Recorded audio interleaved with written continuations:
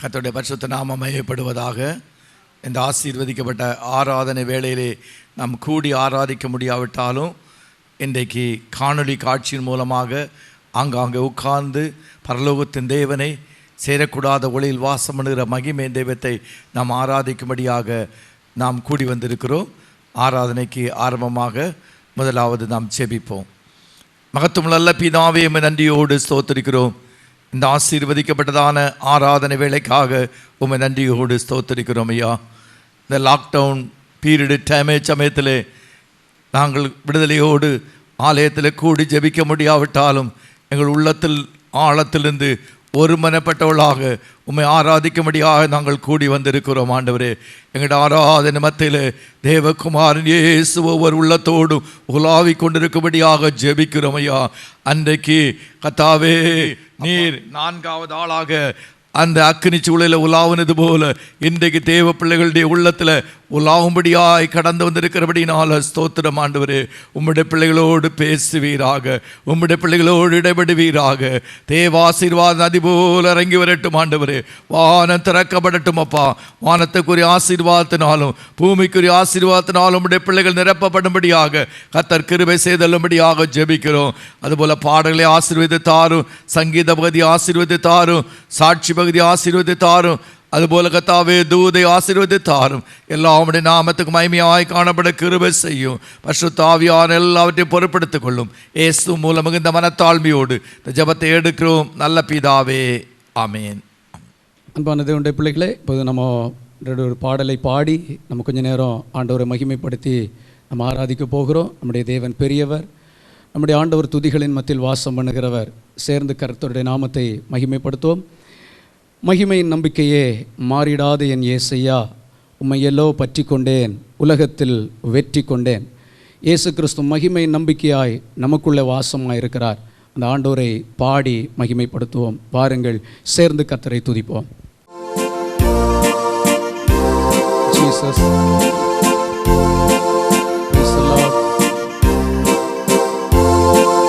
மகிமையின் நம்பிக்கையே, மாறிடாத என் இயேசையா, உம்மையல்லோ பற்றி கொண்டே, உலகத்தில் வெற்றி கொண்டேன்.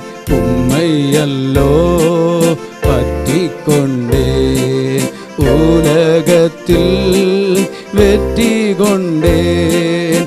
துதித்து துதித்து மகிழ்ந்து புகழ்ந்து தூயவர் உம்மை நான் பாடுவேன். சொல்லுங்க, துதித்து துதித்து மகிழ்ந்து புகழ்ந்து தூயவர் உம்மை நான் பாடுவேன்.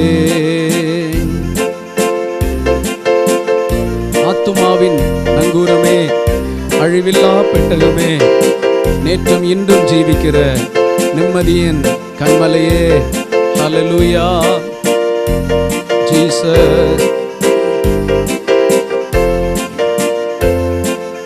ஆத்துமாவின் நங்கூரமே, அழிவில்லா பெட்டகமே, ஆத்துமாவின் நங்கூரமே, அழிவில்லா பெட்டகமே, நேற்றும் இன்றும் ஜீவிக்கின்ற நிம்மதியின் கண்மலையே, நேற்றும் இன்றும் ஜீவிக்கின்ற நிம்மதியின் கண்மலையே, துதித்து துதித்து மகிழ்ந்து புகழ்ந்து தூயவர் உம்மை நான் பாடுவேன்.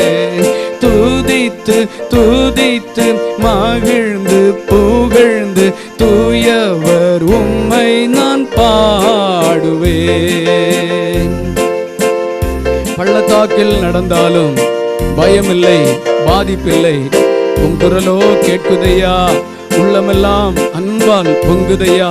Price the Lord. கரங்களை தட்டி பாடுவோமா?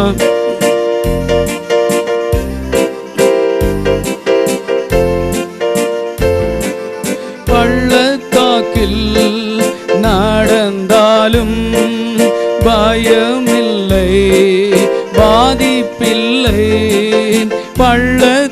பாதையில் நடந்தாலும் பயமில்லை, பாதிப்பில்லை.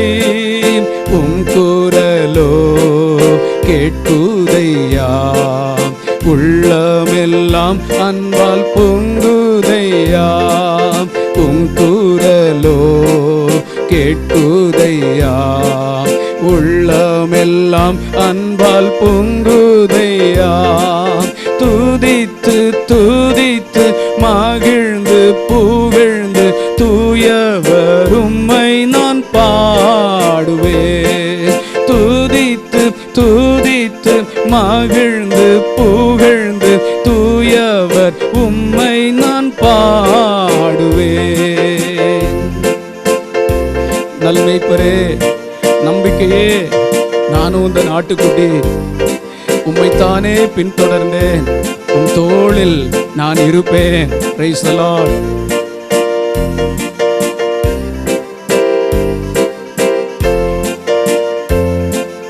நல்மேய்ப்பரே, நம்பிக்கையே, நானும் உந்தன் ஆட்டுக்குட்டி.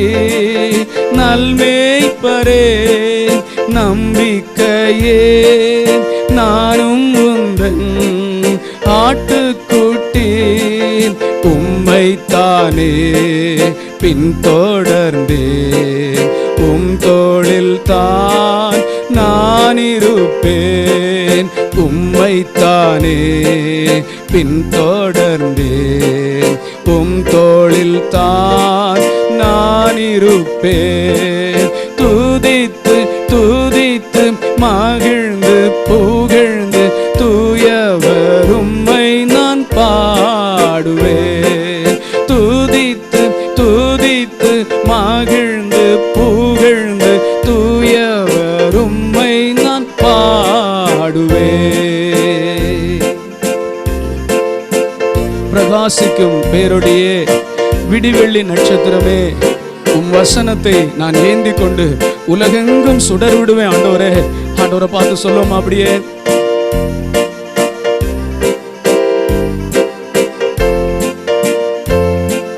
பிரகாசிக்கும் பேரொளியே, விடிவெள்ளி நட்சத்திரமே, பிரகாசிக்கும் பேரொளியே, விடிவெள்ளி நட்சத்திரமே.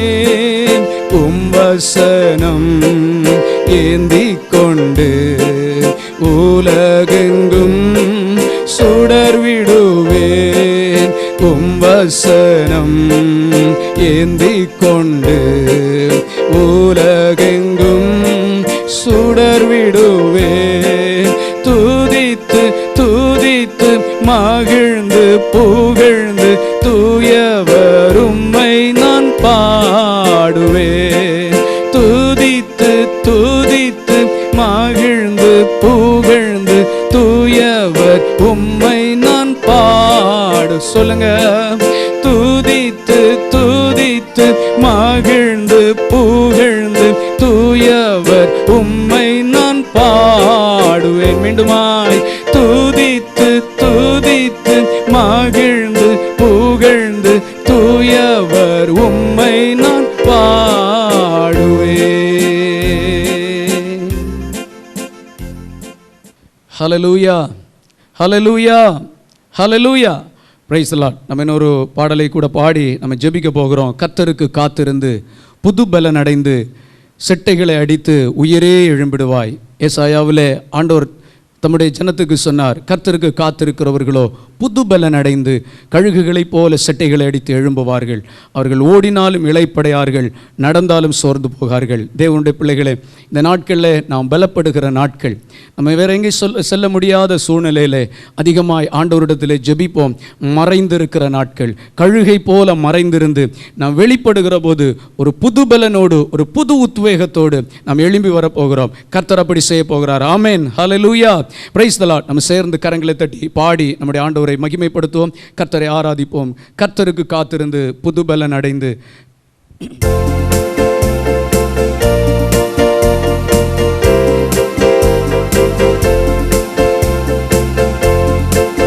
ஜீசஸ்.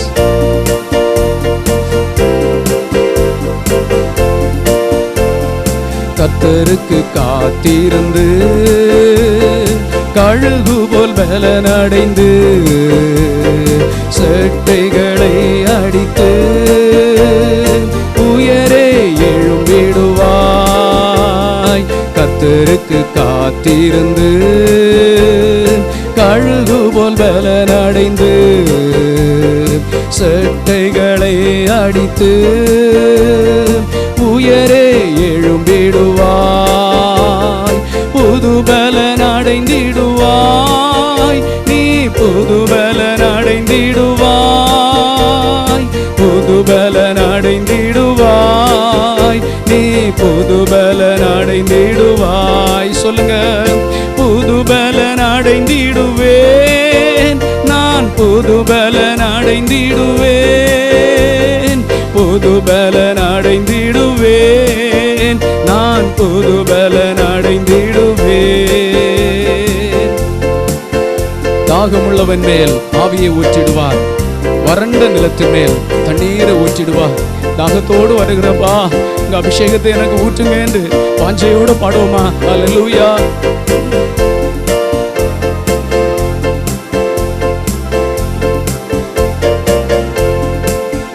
தாகமுள்ளவன் மேல் ஆவியை ஊற்றிடுவார், வறண்ட நிலத்தின் மேல் தண்ணீரை ஊற்றிடுவார். தாகமுள்ளவன் மேல் ஆவியை ஊற்றிடுவார், வறண்ட நிலத்தின் மேல் தண்ணீரை ஊற்றிடுவார். புது பலன் அடைந்திடுவாய், நீ புது பலன் அடைந்திடுவாய். புது பலன் அடைந்திடுவாய், நீ புது பலன் அடைந்திடுவாய். பாடுவோம், புது பலன் அடைந்திடுவேன், நான் புது பலன் அடைந்திடுவேன். புது பலன் அடைந்திடுவேன், நான் புது பலன் அடைந்திடுவேன். சர்ப்பங்களை எடுப்பாய், தேள்களையும் மிதிப்பாய், சத்துருவின் அதிகாரம் சகலமும் மேற்கொள்வாய். தேவன் கொடுத்த அதிகாரம் நம்மளை வெளிப்பட போகிறது. Price the Lord. சர்ப்பங்களை எடுப்பாய், தேள்களையும் மிதிப்பாய், சத்ருவின் அதிகாரம் சகலமும் மேற்கொள்ளுவாய். சர்ப்பங்களை எடுப்பாய், தேள்களையும் மிதிப்பாய், சத்ருவின் அதிகாரம் சகலமும் மேற்கொள்ளுவாய். புது பலன் அடைந்திடுவாய், நீ புது பலன் அடைந்திடுவாய். புது பலன் அடைந்திடுவாய், நீ புது பலன் அடைந்திடுவாய். பாடுவோமா? புது பலன் அடைந்திடுவேன், நான் புது பலன் அடைந்திடுவேன். புது பலன் அடைந்திடுவேன், நான் புது பலன் அடைந்திடுவேன். சாத்தானின் கோட்டைகளை சத்தியத்தால் தகர்ப்பாய், சிலுவையை சுமந்திடுவாய், ஜெயக்கொடி ஏற்றிடுவாய். ஆமேன். சிலுவை சுமக்கிறவர்களுக்கு ஜெயக்கொடியின் அனுபவம் உண்டு. Price the Lord. சாத்தானின் கோட்டைகளை சத்தியத்தால் தகர்ப்பாய், சிலுவையை சுமந்திடுவாய், ஜெயக்கொடி ஏற்றிடுவாய். சாத்தானின் கோட்டைகளை சத்தியத்தால் தகர்ப்பாய், சிலுவையை சுமந்திடுவாய், ஜெயக்கொடி ஏற்றிடுவாய். புது பலன் அடைந்திடுவாய், நீ புது பலன் அடைந்திடுவாய். புது பலன் அடைந்திடுவாய், நீ புது பலன் அடைந்திடுவாய். புது பலன் அடைந்திடுவேன், நான் புது பலன் அடைந்திடுவேன். புது பலன் அடைந்திடுவேன், நான் புது பலன் அடைந்திடுவேன். கர்த்தரில் பலனடையும் பாக்கியம் பெற்றிடுவாய். பலத்தின் மேல் பலன் அடைந்து சியோனுக்கு வருவாய். Price the Lord. கர்த்தரை சந்திக்க ஆயத்தப்படுவோமா? ஜெபத்தோடு பாடுவோம். ஆமென்.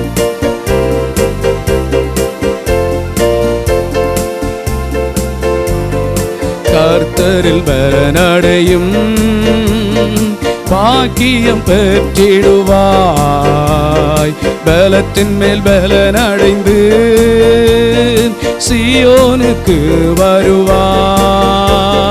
கர்த்தரில் பலனடையும் பாக்கியம் பெற்றிடுவாய். பலத்தின் மேல் பலனடைந்து சியோனுக்கு வருவாய். புது பலன் அடைந்திடுவாய், நீ புது பலன் அடைந்திடுவாய். புது பலன் அடைந்திடுவாய், நீ புது பலன் அடைந்திடுவாய். சேர்ந்து பாடுவோம். ஆமென். புது பலன் அடைந்திடுவேன், நான் புது பலன் அடைந்திடுவேன். புது பலன் அடைந்திடுவேன், நான் புது பலன் அடைந்திடுவேன். சேர்ந்தா சொல்லுவோம். புது பலன் அடைந்திடுவேன், நான் புது பலன் அடைந்திடுவேன். புது பலன் அடைந்திடுவேன், நான் புது பலன் அடைந்திடுவேன். Price the Lord. புது பலன் அடைந்திடுவேன், நான் புது பலன் அடைந்திடுவேன். புது பலன் அடைந்திடுவேன், நான் புது பலன் அடைந்திடுவேன். ஆண்டவரை பார்த்து சொல்லுங்க. ஆமென். புது பலன் அடைந்திடுவேன், நான் புது பலன் அடைந்திடுவேன். புது பலன் அடைந்திடுவேன், நான் புது பலன் அடைந்திடுவேன். Praise the Lord. எல்லாரும் ஜெபிக்கலாம், எல்லாரும் ஜெபிக்கலாம். கண்களை மூடி கர்த்தருக்கு ஸ்தோத்திரங்களை செலுத்துங்க, ஆண்டவருக்கு துதிகளை செலுத்துங்க. நம்முடைய தேவன் நல்லவர், நம்முடைய தேவன் நல்லவர். ஹalleluya. Praise the Lord, praise the Lord. அவர் துதிகளிலே வாசம் பண்ணுகிறவர், அவர் புது பலனை கொடுக்கிறவர். கர்த்தருக்கு காத்திருக்கிறவர்களுக்கு ஒரு புது பலன் உண்டு. தேவனுடைய பிள்ளையே, வெளியே செல்ல முடியாதபடி மிகவும் நெருக்கத்தோடு இருக்கலாம். கர்த்தருடைய பாதத்திலே நீ தரித்திருக்கிற அந்த நல்ல பங்கை தெரிந்து கொள்வாயானால் நீ வெளியே வருகிற நாட்கள் வருகிற பொழுது கர்த்தர் உன்னை ஒரு புது பலத்தோடு கொண்டு வருவார். இந்த நாட்களில் ஆண்டவர் நம்மை பலப்படுத்துவாராக. தேவனுடைய பிள்ளைகள் பலப்படுகிற நாட்களா இருக்கிறது, அபிஷேகத்தில் நிறைகிற நாட்களா இருக்கிறது, அதிக நேரம் ஜெபிக்கிற நாட்களா இருக்கிறது. ஒரு புதிய பலனை தாரும் தேவனே. உமக்காய் நான் இன்னும் ஆவிக்குரிய வானிலை எழும்பி பிரகாசிக்க, வல்லமையோடு எழும்ப, ஒரு மகிமையோடு புறப்பட ஆண்டவரே உம்முடைய மகத்துவமான தெய்வீக வானிலை கழுகை போல சட்டைகளை அடித்து எழும்ப அபிஷேகம் ஆண்டவரே. என்ன பலப்படுத்துங்க ஆண்டவரே, உம்முடைய பலனாலே என்னை நிரப்புங்க ஆண்டவரே என்று கேளுங்க. ஒரு பலனை கர்த்தர் கொடுக்கிறவர், கர்த்தர் பலப்படுத்துவார், கர்த்தர் பலப்படுத்துவார். Praise the Lord. Hallelujah, hallelujah, hallelujah. எங்கள் அன்பு நேசரே, hallelujah, hallelujah. ஆண்டவரே உம்முடைய பிள்ளைகளை கர்த்தர் கண்ணோக்கி பார்ப்பீராக, உம்முடைய பிள்ளைகளை கர்த்தர் கண்ணோக்கி பார்ப்பீராக. ஹalleluya. ஒரு நல்ல புதிய அபிஷேகத்தை கொடுங்க, ஒரு புதிய எண்ணெயினால் அபிஷேகம் பண்ணப்படட்டும். ஹalleluya. ஆனந்த தைலத்தினால் அபிஷேகம் பண்ணப்படட்டும். அந்த ரங்கத்திலே ஜெபிக்கிற ஜெபங்களுக்கு வெளியரங்கமான பலனை பெற்றுக் கொள்ளுகிற நாட்கள் வருகிறதே. பலப்படுதுங்க, அபிஷேகிங்க. உள்ளத்தின் ஆழத்தில் ஒரு புதிய அபிஷேகம் ஊற்றப்படட்டும், அது உள்ளத்திலே தங்கட்டும். ஹalleluya. உம்முடைய கண்கள் உம்முடைய பிள்ளைகளை பார்க்கட்டும். அந்த ரங்கத்திலே ஜெபித்துக் கொண்டிருக்கிறத பாருங்க ஆண்டவரே. ஹalleluya, ஹalleluya. எங்கள் அன்பு நேசரே உம்மை துதிக்கிறோம், உம்மை துதிக்கிறோம், உம்மை துதிக்கிறோம். ஹல்லேலூயா, ஹல்லேலூயா. ஆண்டவரே உமக்கு ஸ்தோத்திரம். நம்முடைய ஜெபங்களை கர்த்தர் கேட்கிறவர். நாம் தனியாக ஜெபிக்கிற நம்முடைய ஜெபங்களை கர்த்தர் காண்கிறார். நம்முடைய ஜெபங்களுக்கு கர்த்தரிடத்திலிருந்து ஒரு நல்ல பதில் உண்டு, நிச்சயமாய் நல்ல பதில் உண்டு. ஜெபிக்கிறவன் வெட்கப்பட்டு போகிறதில்லை, ஜெபிக்கிறவன் தோற்று போகிறதில்லை, ஜெபிக்கிறவன் வெட்கமடையும்படி தள்ளுண்டு போகும்படி அனுமதிக்கப்படுகிறதில்லை. தேவன் அவர்களை உயர்த்துகிறவர். தேவன் உன்னையும் உயர்த்துவார். நீ ஜெபிப்பாயானால் கர்த்தர் உன்னை ஒரு புது பலனை கொடுத்து உன்னை எழும்பி நிற்க பண்ணுவார். கர்த்தர் அதை செய்ய வல்லமை உள்ளவர். ஹல்லேலூயா. யாரும் நம்மை காணாவிட்டாலும் ஆண்டவருடைய கண்கள் நம்மை காண்கிறது. பூமி எங்கு உலாவுகிற கர்த்தருடைய கண்கள் தேவனுடைய பிள்ளையே, நீ இருக்கிற இடத்துல உன்னை காண்கிறது. உன்னை காண்கிற கர்த்தர் ஒருவர் இருக்கிறார். மாம்ச கண்களால் நீ பார்க்க முடியாவிட்டாலும் அவர் உன்னை காண்கிறாய். நன்றாய் உன்னை அறிந்திருக்கிறவர். யாரும் உன்னை புரிந்து கொள்ளாவிட்டாலும் உன்னை நன்றாய் அறிந்திருக்கிற கர்த்தர் உன்னை காண்கிறார். உன்னுடைய பக்கத்தில் நிற்கிறாரே. ஹல்லேலூயா, ஹல்லேலூயா. அழகான கண்கள் என்னை கண்டதாலே முடிந்ததென்று நினைத்த நான் உயிர் வாழ்கின்றேன். அழகான கண்கள் என்னை கண்டதாலே முடிந்ததென்று நினைத்த நான் உயிர் வாழ்கின்றேன். யாரும் அறியாத என்னை நன்றாய் அறிந்து தேடி வந்த நல்ல நேசரே. யாரும் அறியாத என்னை நன்றாய் அறிந்து தேடி வந்த நல்ல நேசரே. அழகான கண்கள் என்னை கண்டதாலே முடிந்ததென்று நினைத்த நான் உயிர் வாழ்கின்றேன். ஆண்டவரை பார்த்து சொல்லுங்க, அழகான கண்கள் என்னை கண்டதாலே முடிந்ததென்று நினைத்த நான் உயிர் வாழ்கின்றேன். தூக்கி எறியப்பட்ட என்னை வேண்டுமென்று சொல்லி சேர்த்து கொண்ட நல்ல நேசரே. தூக்கி எறியப்பட்ட என்னை வேண்டுமென்று சொல்லி சேர்த்து கொண்ட நல்ல நேசரே. அழகான கண்கள் என்னை கண்டதாலே முடிந்ததென்று நினைத்த நான் உயிர் வாழ்கின்றேன். அழகான கண்கள் என்னை கண்டதாலே முடிந்ததென்று நினைத்த நான் உயிர் வாழ்கின்றேன். ஹல்லேலூயா. தேவனுடைய பிள்ளையே, யாரும் அறியாத உன்னுடைய நிலைமையை ஆண்டவர் நன்றாய் அறிந்திருக்கிறார். என்னை புரிந்து கொள்ள வேண்டியவங்க புரிந்து கொள்ளவில்லையே என்று நீ நினைக்கிறாயா? ஆண்டவர் உன்னை நன்றாய் புரிந்து வைத்திருக்கிறார். ஹல்லேலூயா. மனுஷன் உன்னை தூக்கி எறிந்திருக்கலாம், மனுஷன் உன்னை தள்ளி விட்டிருக்கலாம். ஆனால் உன்னை அழைத்த ஆண்டவர், தாயின் கருவில் உன்னை தெரிந்து கொண்ட ஆண்டவர், நீ எனக்கு வேண்டும், நீ எனக்கு வேண்டும், நீ எனக்கு வேணும். யாருக்கும் வேண்டாதவர்களாயிருந்தாலும் நீ ஆண்டவருக்கு வேணும். ஆண்டவர் உன்னை தூக்கி எடுத்திருக்கிறார். ஆண்டவர் உன்னை தூக்கி எடுத்திருக்கிறார். அவர் தம்மோடு சேர்த்து கொண்டிருக்கிறார். அவர் ஒரு நல்ல நேசர், நல்ல நேசர். ஹல்லேலூயா. ஆண்டவருடைய கண்கள் நம்ம எவ்வளவு அதிகமாய் பார்க்கிறது, எவ்வளவு அதிகமாய் பார்க்கிறது. ஒரு விசை கூட, ஒரு விசை கூட அழகான கண்கள் என்னை கண்டதாலே முடிந்ததென்று நினைத்த நான் உயிர் வாழ்கின்றேன். இந்த வரிகளை மட்டும் ஆண்டவரை பார்த்து சொல்லுவோமா? ஹல்லேலூயா. அழகான கண்கள் என்னை கண்டதாலே முடிந்ததென்று நினைத்த நான் உயிர் வாழ்கின்றேன். அப்படி வலது கரத்தை உயர்த்தி சொல்லுங்க. அழகான கண்கள் என்னை கண்டதாலே முடிந்ததென்று நினைத்த நான் உயிர் வாழ்கின்றேன். நாம் தேவனுடைய பிள்ளைகளே, எத்தனையோ நேரங்களில் முடிந்து விட்டது என்று சொல்லப்பட்ட இடங்களிலே கர்த்தர் உன்னை சேர்த்து கொண்டது நிமித்தம் இன்று நிலைநிறுத்தப்பட்டிருக்கிறாய். கர்த்தர் எத்தனை நல்லவர். முடிந்து விட்டது என்று மனுஷர்கள் எண்ணலாம், நீ கூட நினைச்சிருக்கலாம் எல்லாம் முடிஞ்சு போயிடுச்சு, இனி எதுவும் இல்லை எதுவும் இல்லை என்று நினைக்கலாம். இல்லவே இல்லை, இல்லவே இல்லை.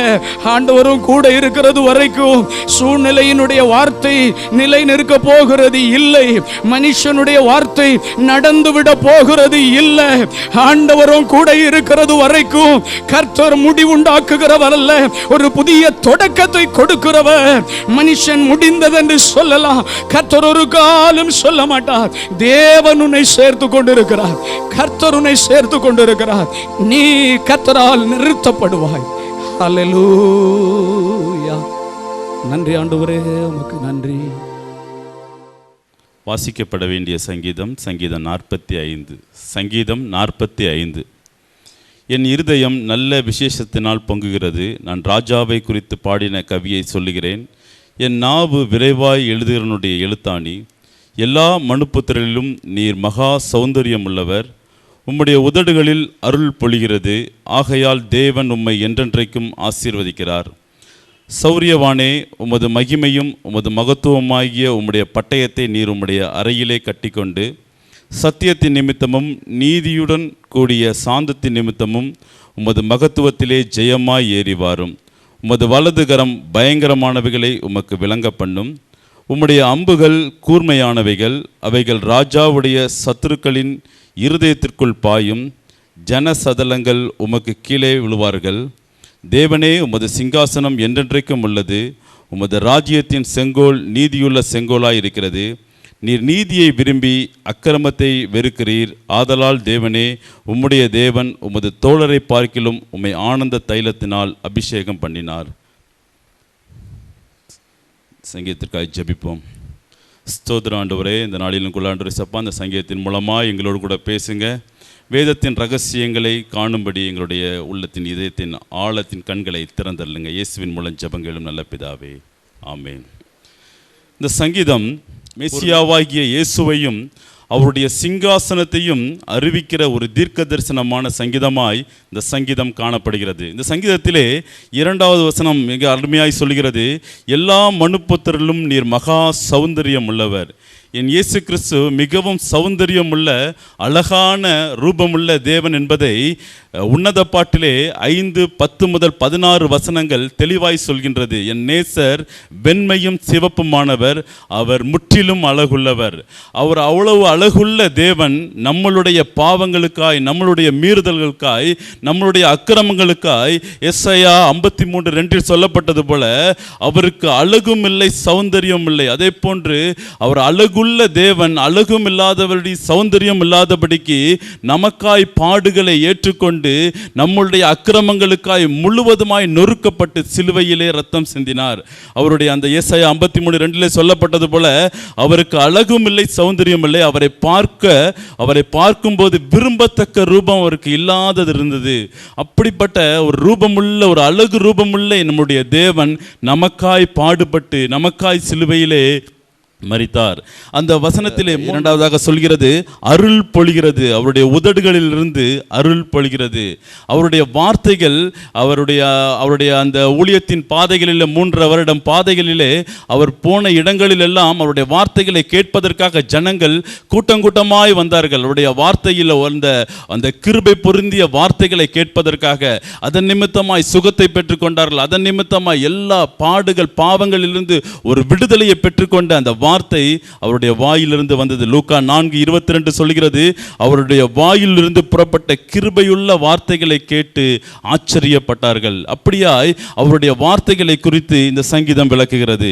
3வது வசனத்தை எடுத்துக்கொள்ளுவோம். 3வது வசனத்திலே, உமது மகிமையும் உம்முடைய மகத்துவமாகிய உம்முடைய பட்டயத்தை, மகிமையும் மகத்துவமான தேவன் நம்முடைய தேவன். அந்த ஏசாயா 9:6 நமக்கு சொல்கிறது, நமக்கு ஒரு பாலகன் பிறந்தார், நமக்கு ஒரு குமாரன் கொடுக்கப்பட்டார், கர்த்தத்துவம் அவர் தோளின் மேல் இருக்கும், அவர் நாமம் அதிசயமானவர், ஆலோசனை கர்த்தா, வல்லமையுள்ள தேவன், நித்திய பிதா, சமாதான பிரபு. வல்லமையுள்ள தேவனாய் நம்முடைய தேவன் இந்த உலகத்திலே அவதரித்தார்.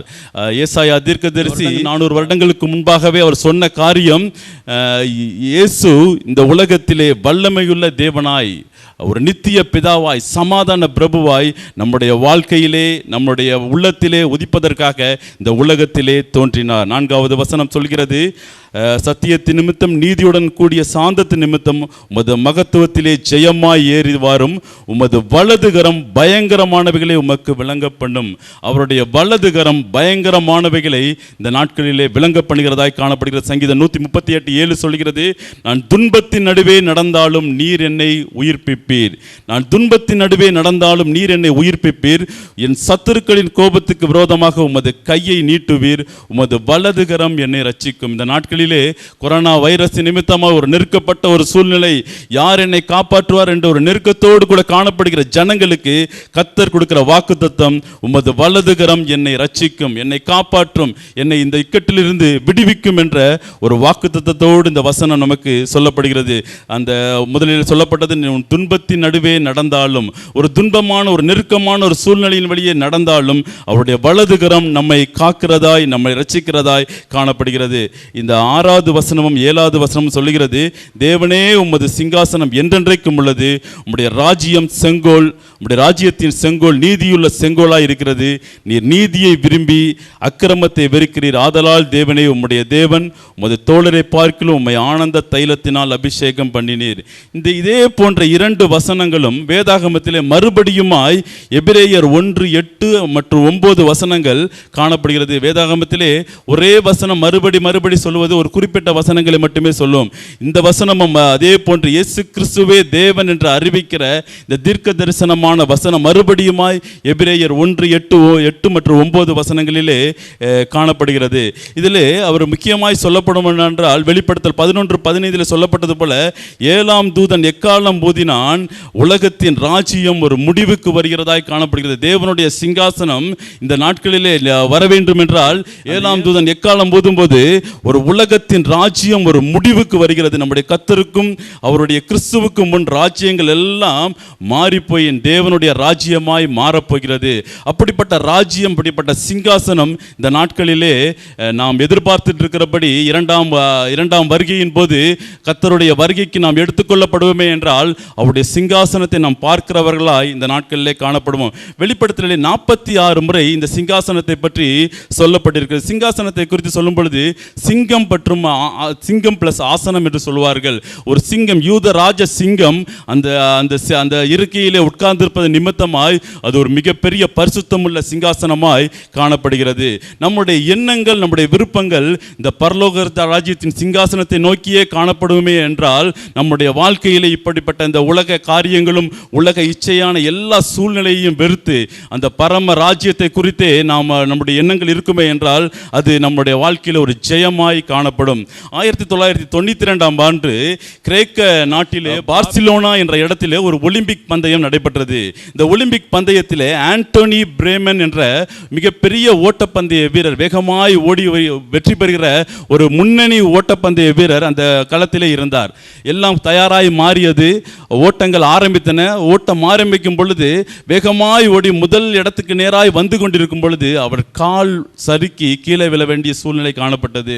அந்த பந்தய அந்த அரங்கத்திற்குள்ளே அவருடைய தகப்பனாரும் தாயாரும் அந்த முதல் ரோலே வந்து உட்கார்ந்திருந்து அதை பார்ப்பதற்காக வந்திருந்தனர். இந்த சூழ்நிலையிலே அவர் விழுந்தது நிமித்தமாய் பதறி அடித்துக்கொண்டு அவர் தகப்பனார் அந்த கிரவுண்டுக்குள்ளே நேராக ஓடி அவரை நேராக அவருடைய தோல் மேல் அவருடைய கரங்களை தன் தகப்பனுடைய தோல் மேல் வைத்து அந்த ஓட்டப்பந்தயத்தினுடைய அந்த எல்லையை கடக்கிறதற்கு அவர் உதவி செய்தார். அவர் சொல்லும் பொழுது சொன்னார், என் மகன் தோற்று போகக்கூடாது. அவன் சப்போஸ் அவன் கடைசி முதல் இடத்திற்கு வரவிட்டாலும் அவன் கடைசியாக அந்த இடத்திற்கு, அந்த ரீச் ஆக வேண்டிய இடத்திற்கு செல்ல வேண்டும் என்பதற்காக எல்லா தடைகளையும் தாண்டி தன் தகப்பன் தன் மகனுக்கு உதவி செய்தான். அதே போன்று இயேசு கிறிஸ்துவானவர் கூட இந்த உலகத்தில் எப்பேற்பட்ட பாடுகள், நெருக்கங்கள், சோர்வுகள், எல்லா காரியங்களும் நமக்கு வரும் பொழுதும் நம்மளை தப்புவிப்பதற்காக, அவர் நம்முடைய ஓட்டத்தை முடிப்பதற்காக, ஜெயமாய் முடிப்பதற்காக, அவர் நமக்கு முன்பாய் ஓடி ஜெயமாய் முடித்த தேவன் நாமும் ஓடி முடிப்பதற்காக ஒவ்வொரு நாளும் நம்மளோடு கூட பேசிக் கொண்டிருக்கிறார்.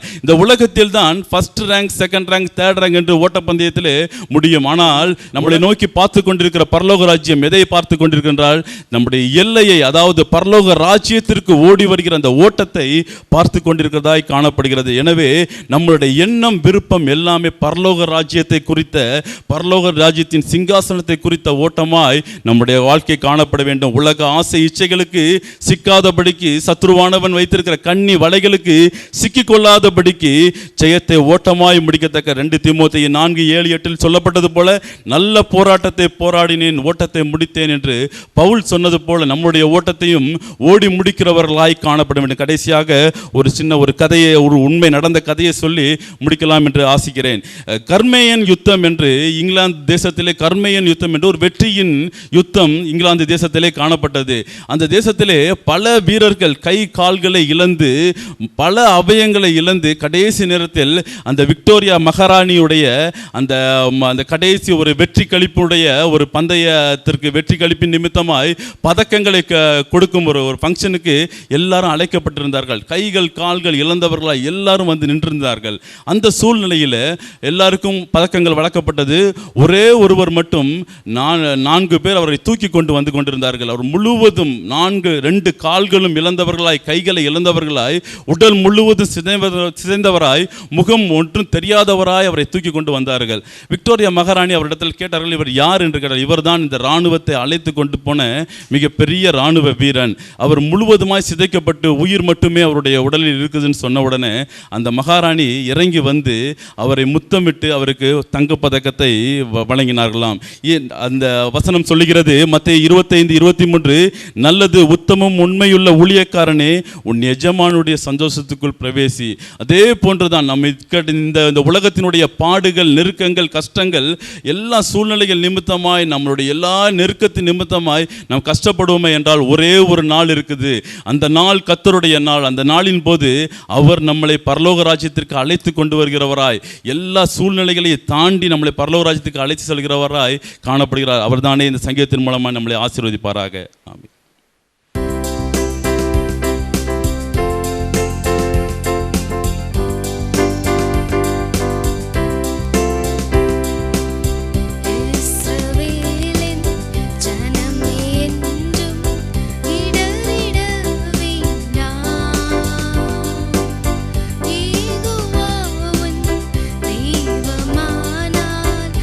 ஏதும் பயம் வேண்டாம்.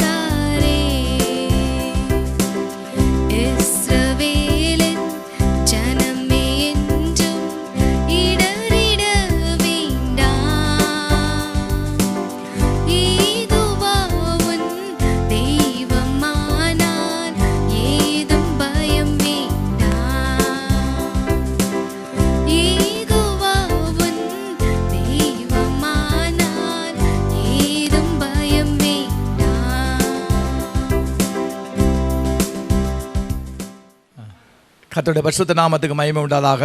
இப்பொழுது நம்மிடத்திலே செய்து கொடுக்கும்படியாக ப்ரொஃபஸர் ரெஜின் தங்கராஜ் அவளை அன்போடு அழைக்கிறேன். அவர்கள் உலக பிரகாரமான வேலையோடு கர்த்தருடைய ஊழியத்தையும் செய்து கொண்டிருக்கிறார்கள். அவருடைய தகப்பனார் ஒரு நல்ல சுவிசேஷ பணியும் கர்த்தருடைய ஊழியத்தையும் செய்து கொண்டார்கள். அவர்கள் சுவிசேஷ ஊழியங்களை செய்து கொண்டிருக்கிற சமயத்திலே அநேக திருச்சபைகளையும் ஸ்தாபித்தார்கள். அந்த முக்கியமான ஊழிய கட்டத்தின் சமயத்தில் சாட்சியாக கர்த்தருக்கு மரித்தார்கள். அந்த பிள்ளைகளை கர்த்தர் ஆசீர்வதித்திருக்கிறார். இன்னும் கர்த்தர் அவர்களுடைய குடும்பத்தை ஆசீர்வதிக்கும்படியாக நாம் கர்த்தருடைய சமூகத்தில் ஜெபிப்போம். இப்போது அவர்கள் தேவை செய்திகளோடு கடந்து வருவார்கள். ஆமென். கர்த்தருடைய பரிசுத்த நாமத்துக்கு மகிமை உண்டாவதாக. இந்த நாளின் காலை வேளையிலே உங்கள் யாவரையும் சந்திப்பதிலே நான் மகிழ்ச்சி அடைகிறேன். இந்த நாளின் தியானத்திற்காக தெரிந்து கொள்ளப்பட்ட வேத பகுதி சங்கீத புஸ்தகம் 31ஆம் அதிகாரம் 12ஆம் வசனம். சங்கீதம் 31:12. ஒருவர் அதை வாசிக்கலாம். செத்தவனைப் போல எல்லாராலும் முழுவதும் மறக்கப்பட்டேன், உடைந்த பாத்திரத்தைப் போலானேன். உடைந்த பாத்திரத்தை போலானேன். இந்த வசனத்தின் பிற்பகுதியை நான் முக்கியப்படுத்த விரும்புகிறேன். இங்கே பக்தன் சொல்லுகிறார், உடைந்த பாத்திரத்தை போல் ஆனேன். நம்முடைய ஜீவியத்திலே ஒவ்வொருவரும் நாம் ஆண்டவரால் பயன்படுத்தப்படுவதற்கு முன்னதாக நாம் உடைக்கப்பட வேண்டியது அவசியமாக காணப்படுகிறது. நம்முடைய வாழ்க்கையிலே பாடுகள் ஒவ்வொருவருக்கும் நியமிக்கப்பட்டிருக்கிறது. பாடுகள் இல்லாமல் ஒருவரும் இந்த உலகத்தின் பாதையை கடந்து செல்ல முடியாது. ஏன் இப்படிப்பட்ட ஒரு உடைக்கப்பட வேண்டிய ஒரு அனுபவம், எதற்காக உடைக்கப்படுகிறோம் என்பதை வேதத்தில் சில பரிசுத்தவான்களுடைய ஜீவியத்திலே அவர்கள் உடைக்கப்பட்டதும், அவர்கள் எப்படி எதற்காக உடைக்கப்பட்டார்கள், உடைக்கப்பட்ட பிற்பாடு அவர்களுடைய பின்னிலைமை என்ன, இவை யாவற்றையும் இன்றைக்கு சிறிது நாம் தியானிக்கப் போகிறோம். முதலாவதாக வேத புஸ்தகத்திலே ஆதியாகம புஸ்தகத்தில் நான் பார்க்கும்போது யோசேப்பு என்கிறதான ஒரு புருஷன், யாக்கோபனுடைய செல்ல மகனாகிய யோசேப்பை குறித்து நாம் பார்க்கிறோம். இந்த யோசேப்பு அவருடைய வாழ்க்கையிலே அவர் நொறுக்கப்பட்டார் அல்லது உடைக்கப்பட்டார். எப்படி அவருடைய வாழ்க்கையில் அவர் உடைக்கப்பட்டார் என்பதை நாம் அவருடைய சரித்திரங்களை அறிந்ததுதான். ஆனாலும் 105ஆம் சங்கீதம் 17 முதல் 19 வரை உள்ள வசனங்களை நாம் வாசிக்கும்போது யோசேப்பினுடைய நெருக்கமான சூழ்நிலையும் அவருடைய பாடுகளும் அங்கே சொல்லப்பட்டிருக்கிறது. நாம் அதை வாசிக்கலாம். அவர்களுக்கு முன்னாலே ஒரு புருஷனை அனுப்பினார். யோசேப்பு சிறையாக விற்கப்பட்டான். அவன் கால்களை விலங்கு போட்டு ஒடுக்கினார்கள். அவன் பிராணன் இரும்பில் அடைப்பட்டிருந்தது. கர்த்தர் சொன்ன வார்த்தை நிறைவேறும் அளவும் அவருடைய வசனம் அவனை புடமிட்டது.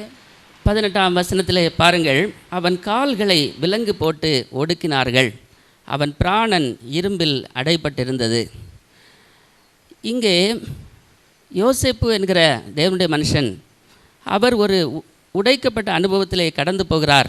அவருடைய கால்களை விலங்கு போட்டு ஒடுக்கினார்கள். விலங்கு போடுவது என்று சொல்வது, பாருங்கள், ஒரு திருட்டு வழக்கு அல்லது ஒரு கிரிமினல் குற்றங்களிலே அவர் குற்றவாளிகள் என்று நிரூபிக்கப்பட்டவர்கள், அப்படிப்பட்டவர்கள் அல்லது ஓடிவிடுவார்கள் என்று பயப்படக்கூடிய ஒரு இடத்திலே மட்டும்தான் அந்த விலங்கிடப்படுவது நம்முடைய நாட்டிலே வழக்கம். இங்கே இந்த பரிசுத்தவானுடைய கால்களை விலங்கு போட்டு ஒடுக்கினார்கள் என்று நாம் இங்கே பார்க்கிறோம். அவன் பிராணன் இரும்பில் அடைப்பட்டிருந்தது. பாருங்கள், சிறைச்சாலைக்குள்ளாக அடைப்பட்டு கொண்டிருக்கிறார். இப்போது உள்ள சூழ்நிலையிலும் நாம் இன்றைக்கு வீடுகளிலே அடைபட்டிருக்கிறோம். ஆனால் நாம் நம்முடைய சொந்த வீடுகளிலே அடைபட்டிருக்கிறோம். அது கூட நமக்கு கடினமாக காணப்படுகிறது. நாம் விரும்பின ஜனங்களை நாம் பார்க்க முடிவதில்லை. ஆனாலும் இன்றைய தினத்தினுடைய வசதியின்படி நமக்கு அநேக நாம் நினைத்தால் ஒருவரோடு ஃபோன் பண்ணி பேசலாம். பல தொடர்புகளுக்கான வழிகள் இருக்கிறது. நாம் பலரையும் தொடர்பு கொண்டு பேசுவது இன்றைக்கு எளிதான காரியம். ஆனால் யோசேப்பினுடைய நிலைமை அப்படி அல்ல. அவன் தகப்பன் இன்னொரு தேசத்தில் இருக்கிறார், தாய் மரித்து போனார்கள், சொந்த ஒரு தம்பி பென்யமீன் உண்டு, அவனையும் பார்க்க முடியாது, யாரையும் பார்க்க முடியாது, எந்த தகவலையும் அறிய முடியாதபடிக்கு அங்கே அவன் அடைபட்டிருந்த ஒரு சூழ்நிலையை நாம் பார்க்கிறோம். கடைசி அந்த 19ஆம் வசனத்தில் நாம் பார்க்கும்போது, கர்த்தர் சொன்ன வார்த்தை நிறைவேறும் அளவும் அவருடைய வசனம் அவனை புடமிட்டது என்று பார்க்கிறோம். பாருங்கள், கர்த்தர் யோசேப்பை குறித்து அவர் திட்டம் பண்ணி வைத்திருந்தார். தரிசனத்தின் மூலம், சொப்பனத்தின் மூலம் யோசேப்புக்கு அநேக காரியங்களை அவர் வெளிப்படுத்தி இருந்தார். ஆனால் அந்த வசனம் நிறைவேறுவதற்கு முன்னதாக அந்த வசனம் அவனை புடமிட்டது என்று நாம் இங்கே பார்க்கிறோம். பாருங்கள், ஆனால் அவர் உடைக்கப்பட்டார். யோசேப்பினுடைய வாழ்க்கையிலே வந்த உடைந்த அந்த சூழ்நிலையிலே யோசேப்பு அவருடைய துன்பத்தை அவர் அப்படி துன்பமாக எடுத்துக்கொள்ளவில்லை. அந்த பாதையை கடினத்தோடு கடந்து சென்றிருப்பார்.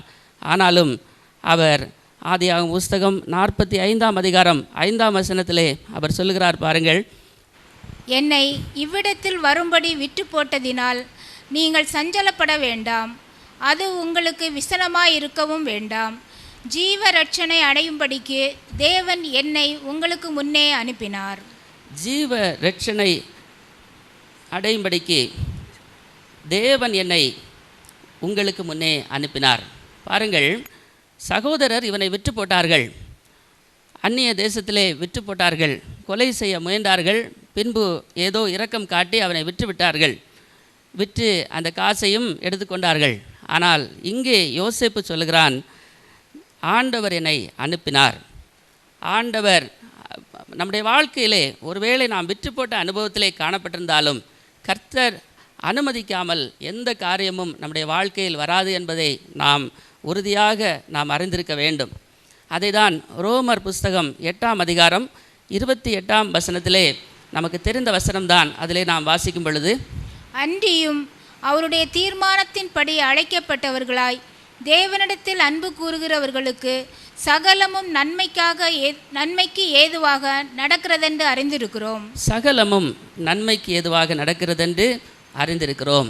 பாருங்கள், நாம் விசுவாசிகளாகிய நாம் நம்முடைய ஜீவியத்திலே வரக்கூடிய கடினமான சூழ்நிலைகள், ஒரு உடைக்கப்பட்ட சூழ்நிலைகள் வரும்போது நாம் எப்போதும் நம்முடைய மனதிலே விசுவாசம் கொள்ள வேண்டிய ஒரு காரியம், சகலமும் நன்மைக்கு ஏதுவாக நடக்கிறது என்று அறிந்திருக்கிறோம். சகலமும் என்று சொல்லும்போது அதில் அடங்காத எந்த துன்பமும் இல்லை, அதில் அடங்காத எந்த காரியமும் இல்லை. எது நடந்தாலும் கர்த்தரை அறியாமல் நடப்பதில்லை. அது நமக்கு நன்மைக்கு ஏதுவாக கர்த்தர் மாற்றுவார் என்பதிலே நாம் விசுவாசம் உள்ளவர்களாய் காணப்பட வேண்டும்.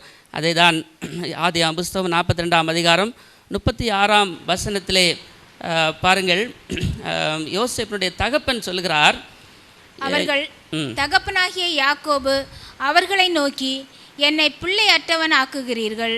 யோசேப்பும் இல்லை, சிமியோனும் இல்லை, பென்யமீனையும் கொண்டு போக பார்க்கிறீர்கள். இதெல்லாம் எனக்கு விரோதமாய் நேரிடுகிறது என்றான்.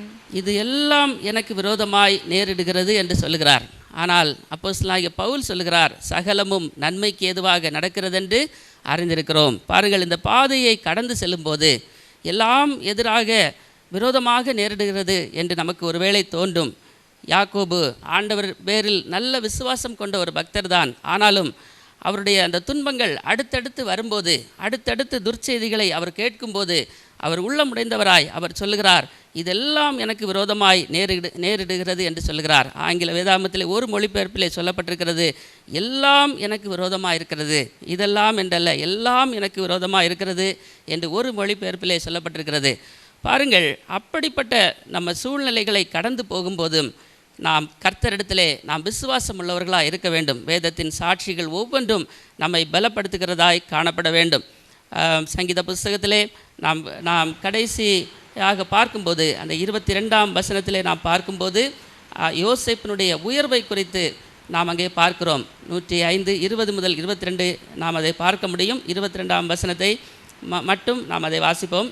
அவனை தன் வீட்டுக்கு ஆண்டவனும் தன் ஆஸ்திக்கெல்லாம் அதிபதியும் ஆக்கினான். தன் வீட்டுக்கு ஆண்டவனும், பார்வோனுடைய அரண்மனைக்கு ஆண்டவனும், தன் ஆஸ்திக்கெல்லாம் அதிபதியும் ஆக்கினான். பாருங்கள், அந்த எகிப்தின் பஞ்சகாலத்தில் எகிப்தை நடத்தி சொல்ல வேண்டிய அந்த ஞானம் யோசேப்பினிடத்திலே இருந்தது என்று அந்த பார்வோன் அறிந்த பிறகு அவனை பார்வோன் அங்கே எகிப்து தேசத்திற்கு அவன் அங்கே ஒரு தலைவன் ஆக்கினான் என்று நாம் பார்க்கிறோம். பாருங்கள், ஒரு அடிமையாக விற்கப்பட்ட ஒருவன், சிறைச்சாலையிலே கைதியாக இருக்கிறவன், செய்த குற்றத்திற்காக அல்ல, செய்யாத குற்றத்திற்காக தண்டிக்கப்பட்ட யோசேப்பு.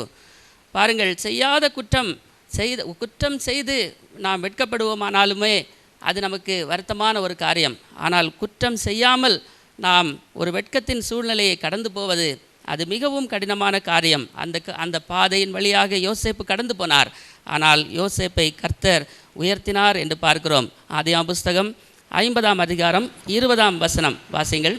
நீங்கள் எனக்கு தீமை செய்ய நினைத்தீர்கள், எனக்கு நீங்கள் தீமை செய்ய நினைத்தீர்கள், தேவனோ இப்பொழுது நடந்து வருகிறபடியே வெகு ஜனங்களை உயிரோடே காக்கும்படிக்கு வெகு ஜனங்களை உயிரோடே காக்கும்படிக்கு அதை நன்மையாக முடிய பண்ணினார். அதை நன்மையாக முடிய பண்ணினார். ஆண்டவர் ஒருவேளை உபத்திரவத்தின் பாதையை நமக்கு அனுமதித்திருந்தால் நாம் அதை பொறுமையோடு சகிப்போமானால் கர்த்தர் அதை நன்மையாக மாற்றுவார். ஆண்டவராகிய இயேசு கிறிஸ்துவும் சிலுவையில் அநேக பாடுகளை அநேக பழிகளை, பொய்யான பழிகளை அவர் மேல் சுமத்தப்பட்டு அதற்கெல்லாம் அந்த பாதைகளெல்லாம் அவர் கடந்து போனார் என்று நாம் பார்க்கிறோம். இரண்டாவதாக தாவீது என்று சொல்கிறதான தேவனுடைய மனுஷன், அவர் சங்கீதம் 51:8ஆம் வசனத்திலே அவர் சொல்கிறார், நான் சந்தோஷமும் மகிழ்ச்சியும் கேட்கும்படி செய்யும், அப்பொழுது நீர் நொறுக்கின எலும்புகள் களிகூரும். அப்பொழுது நீர் நொறுக்கின எலும்புகள் களிகூரும் என்று அங்கே பக்தன் சொல்கிறார். நமக்கு தெரிந்த சம்பவம் தான் பாருங்கள். சங்கீத புஸ்தகம் 51ஆம் அதிகாரத்திலே தாவீது அங்கே அவர் பாவத்துக்குள்ளாகி அவர் சொல்லுகிறார், நீர் நொறுக்கின எலும்புகள் களிகூரும் என்று சொல்லுகிறார். சந்தோஷமும் மகிழ்ச்சியும் கேட்கும்படி செய்யும். தாவீதுடைய வாழ்க்கையிலே பாவம் குறுக்கிட்ட போது அவருடைய எலும்புகள் நொறுக்கப்பட்டது போன்ற ஒரு அனுபவம் அவரிடத்திலே, இருதயத்திலே அந்த இரட்சிப்பின் சந்தோஷம் போய்விட்டது. அவர் மிகவும் கலங்கி உடைக்கப்படுகிறார். தாவீதுடைய வாழ்க்கையிலே பாவத்தினால் உடைக்கப்பட்டார். அதே போல் அந்த சவுலுடைய எரிச்சலுக்கு ஆளாகி அவர் உடைக்கப்பட்டார்.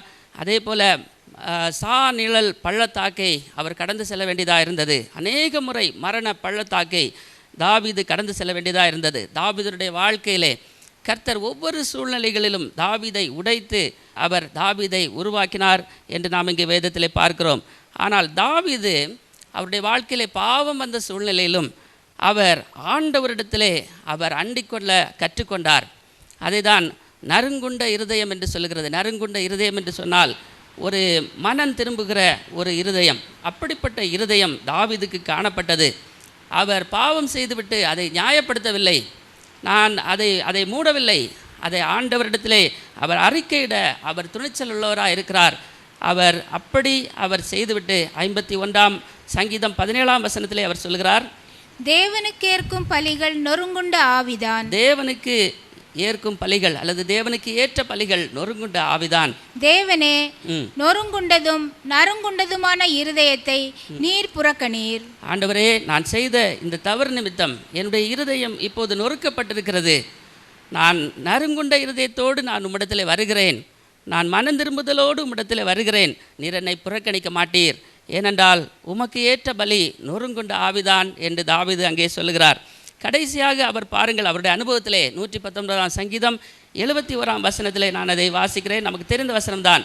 அவர் சொல்லுகிறார், நான் உபத்திரவப்பட்டது நல்லது, எனக்கு நல்லது, அதனால் உமது பிரமாணங்களை கற்றுக்கொண்டேன். நம்முடைய வாழ்க்கையிலும் நாம் உபத்திரவத்தின் பாதையிலே நாம் செல்லும்போது நாம் கர்த்தரை நாம் அண்டிக்கொள்வோமானால், நாம் விசுவாசத்தை விட்டு விலகாமல் நாம் ஆண்டவரோடு இருப்போமானால், நாம் இறுதியில் நாமும் தாவீதோடு சேர்ந்து நாம் சொல்ல முடியும், நான் உபத்திரவப்பட்டது எனக்கு நல்லது, அதனால் உம்முடைய பிரமாணங்களை நான் கற்றுக்கொண்டேன் என்று அங்கே சொல்லப்பட்டிருக்கிறது. இன்னும் நாம் தாவீதை குறித்து புதிய ஏற்பாட்டிலே அநேக இடங்களிலே தாவீதை குறித்து நாம் பார்க்கிறோம். இயேசு கிறிஸ்துவும் கூட தாவீதின் குமாரனே என்று அழைக்கப்பட்டார். அப்போஸ்தலர் 13ஆம் அதிகாரம் 22ஆம் வசனத்திலே நாம் தாவீதை குறித்து வாசிக்கும் போது, பின்பு அவர் அவனை தள்ளி சவுலை தள்ளி தாவீதை அவர்களுக்கு ராஜாவாக ஏற்படுத்தி, ஈசாயின் குமாரனாகிய தாவீதை என் இருதயத்திற்கு ஏற்றவனாக கண்டேன். தாவீதை என் இருதயத்திற்கு ஏற்றவனாக கண்டேன்.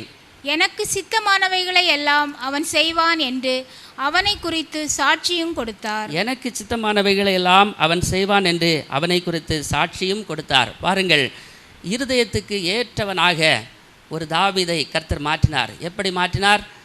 அவரை நொறுக்கினார். நொறுங்குண்ட இருதயம், ஆண்டவர் நொறுங்குண்ட இருதயம், அந்த நொறுங்குண்ட இருதயத்தை, அந்த நறுங்குண்டதுமான இருதயத்தை, மனம் திரும்புகிற இருதயத்தை கர்த்தர் தமக்கு ஏற்ற இருதயத்துக்கு ஏற்றவன் என்று ஆண்டவர் கண்டார்.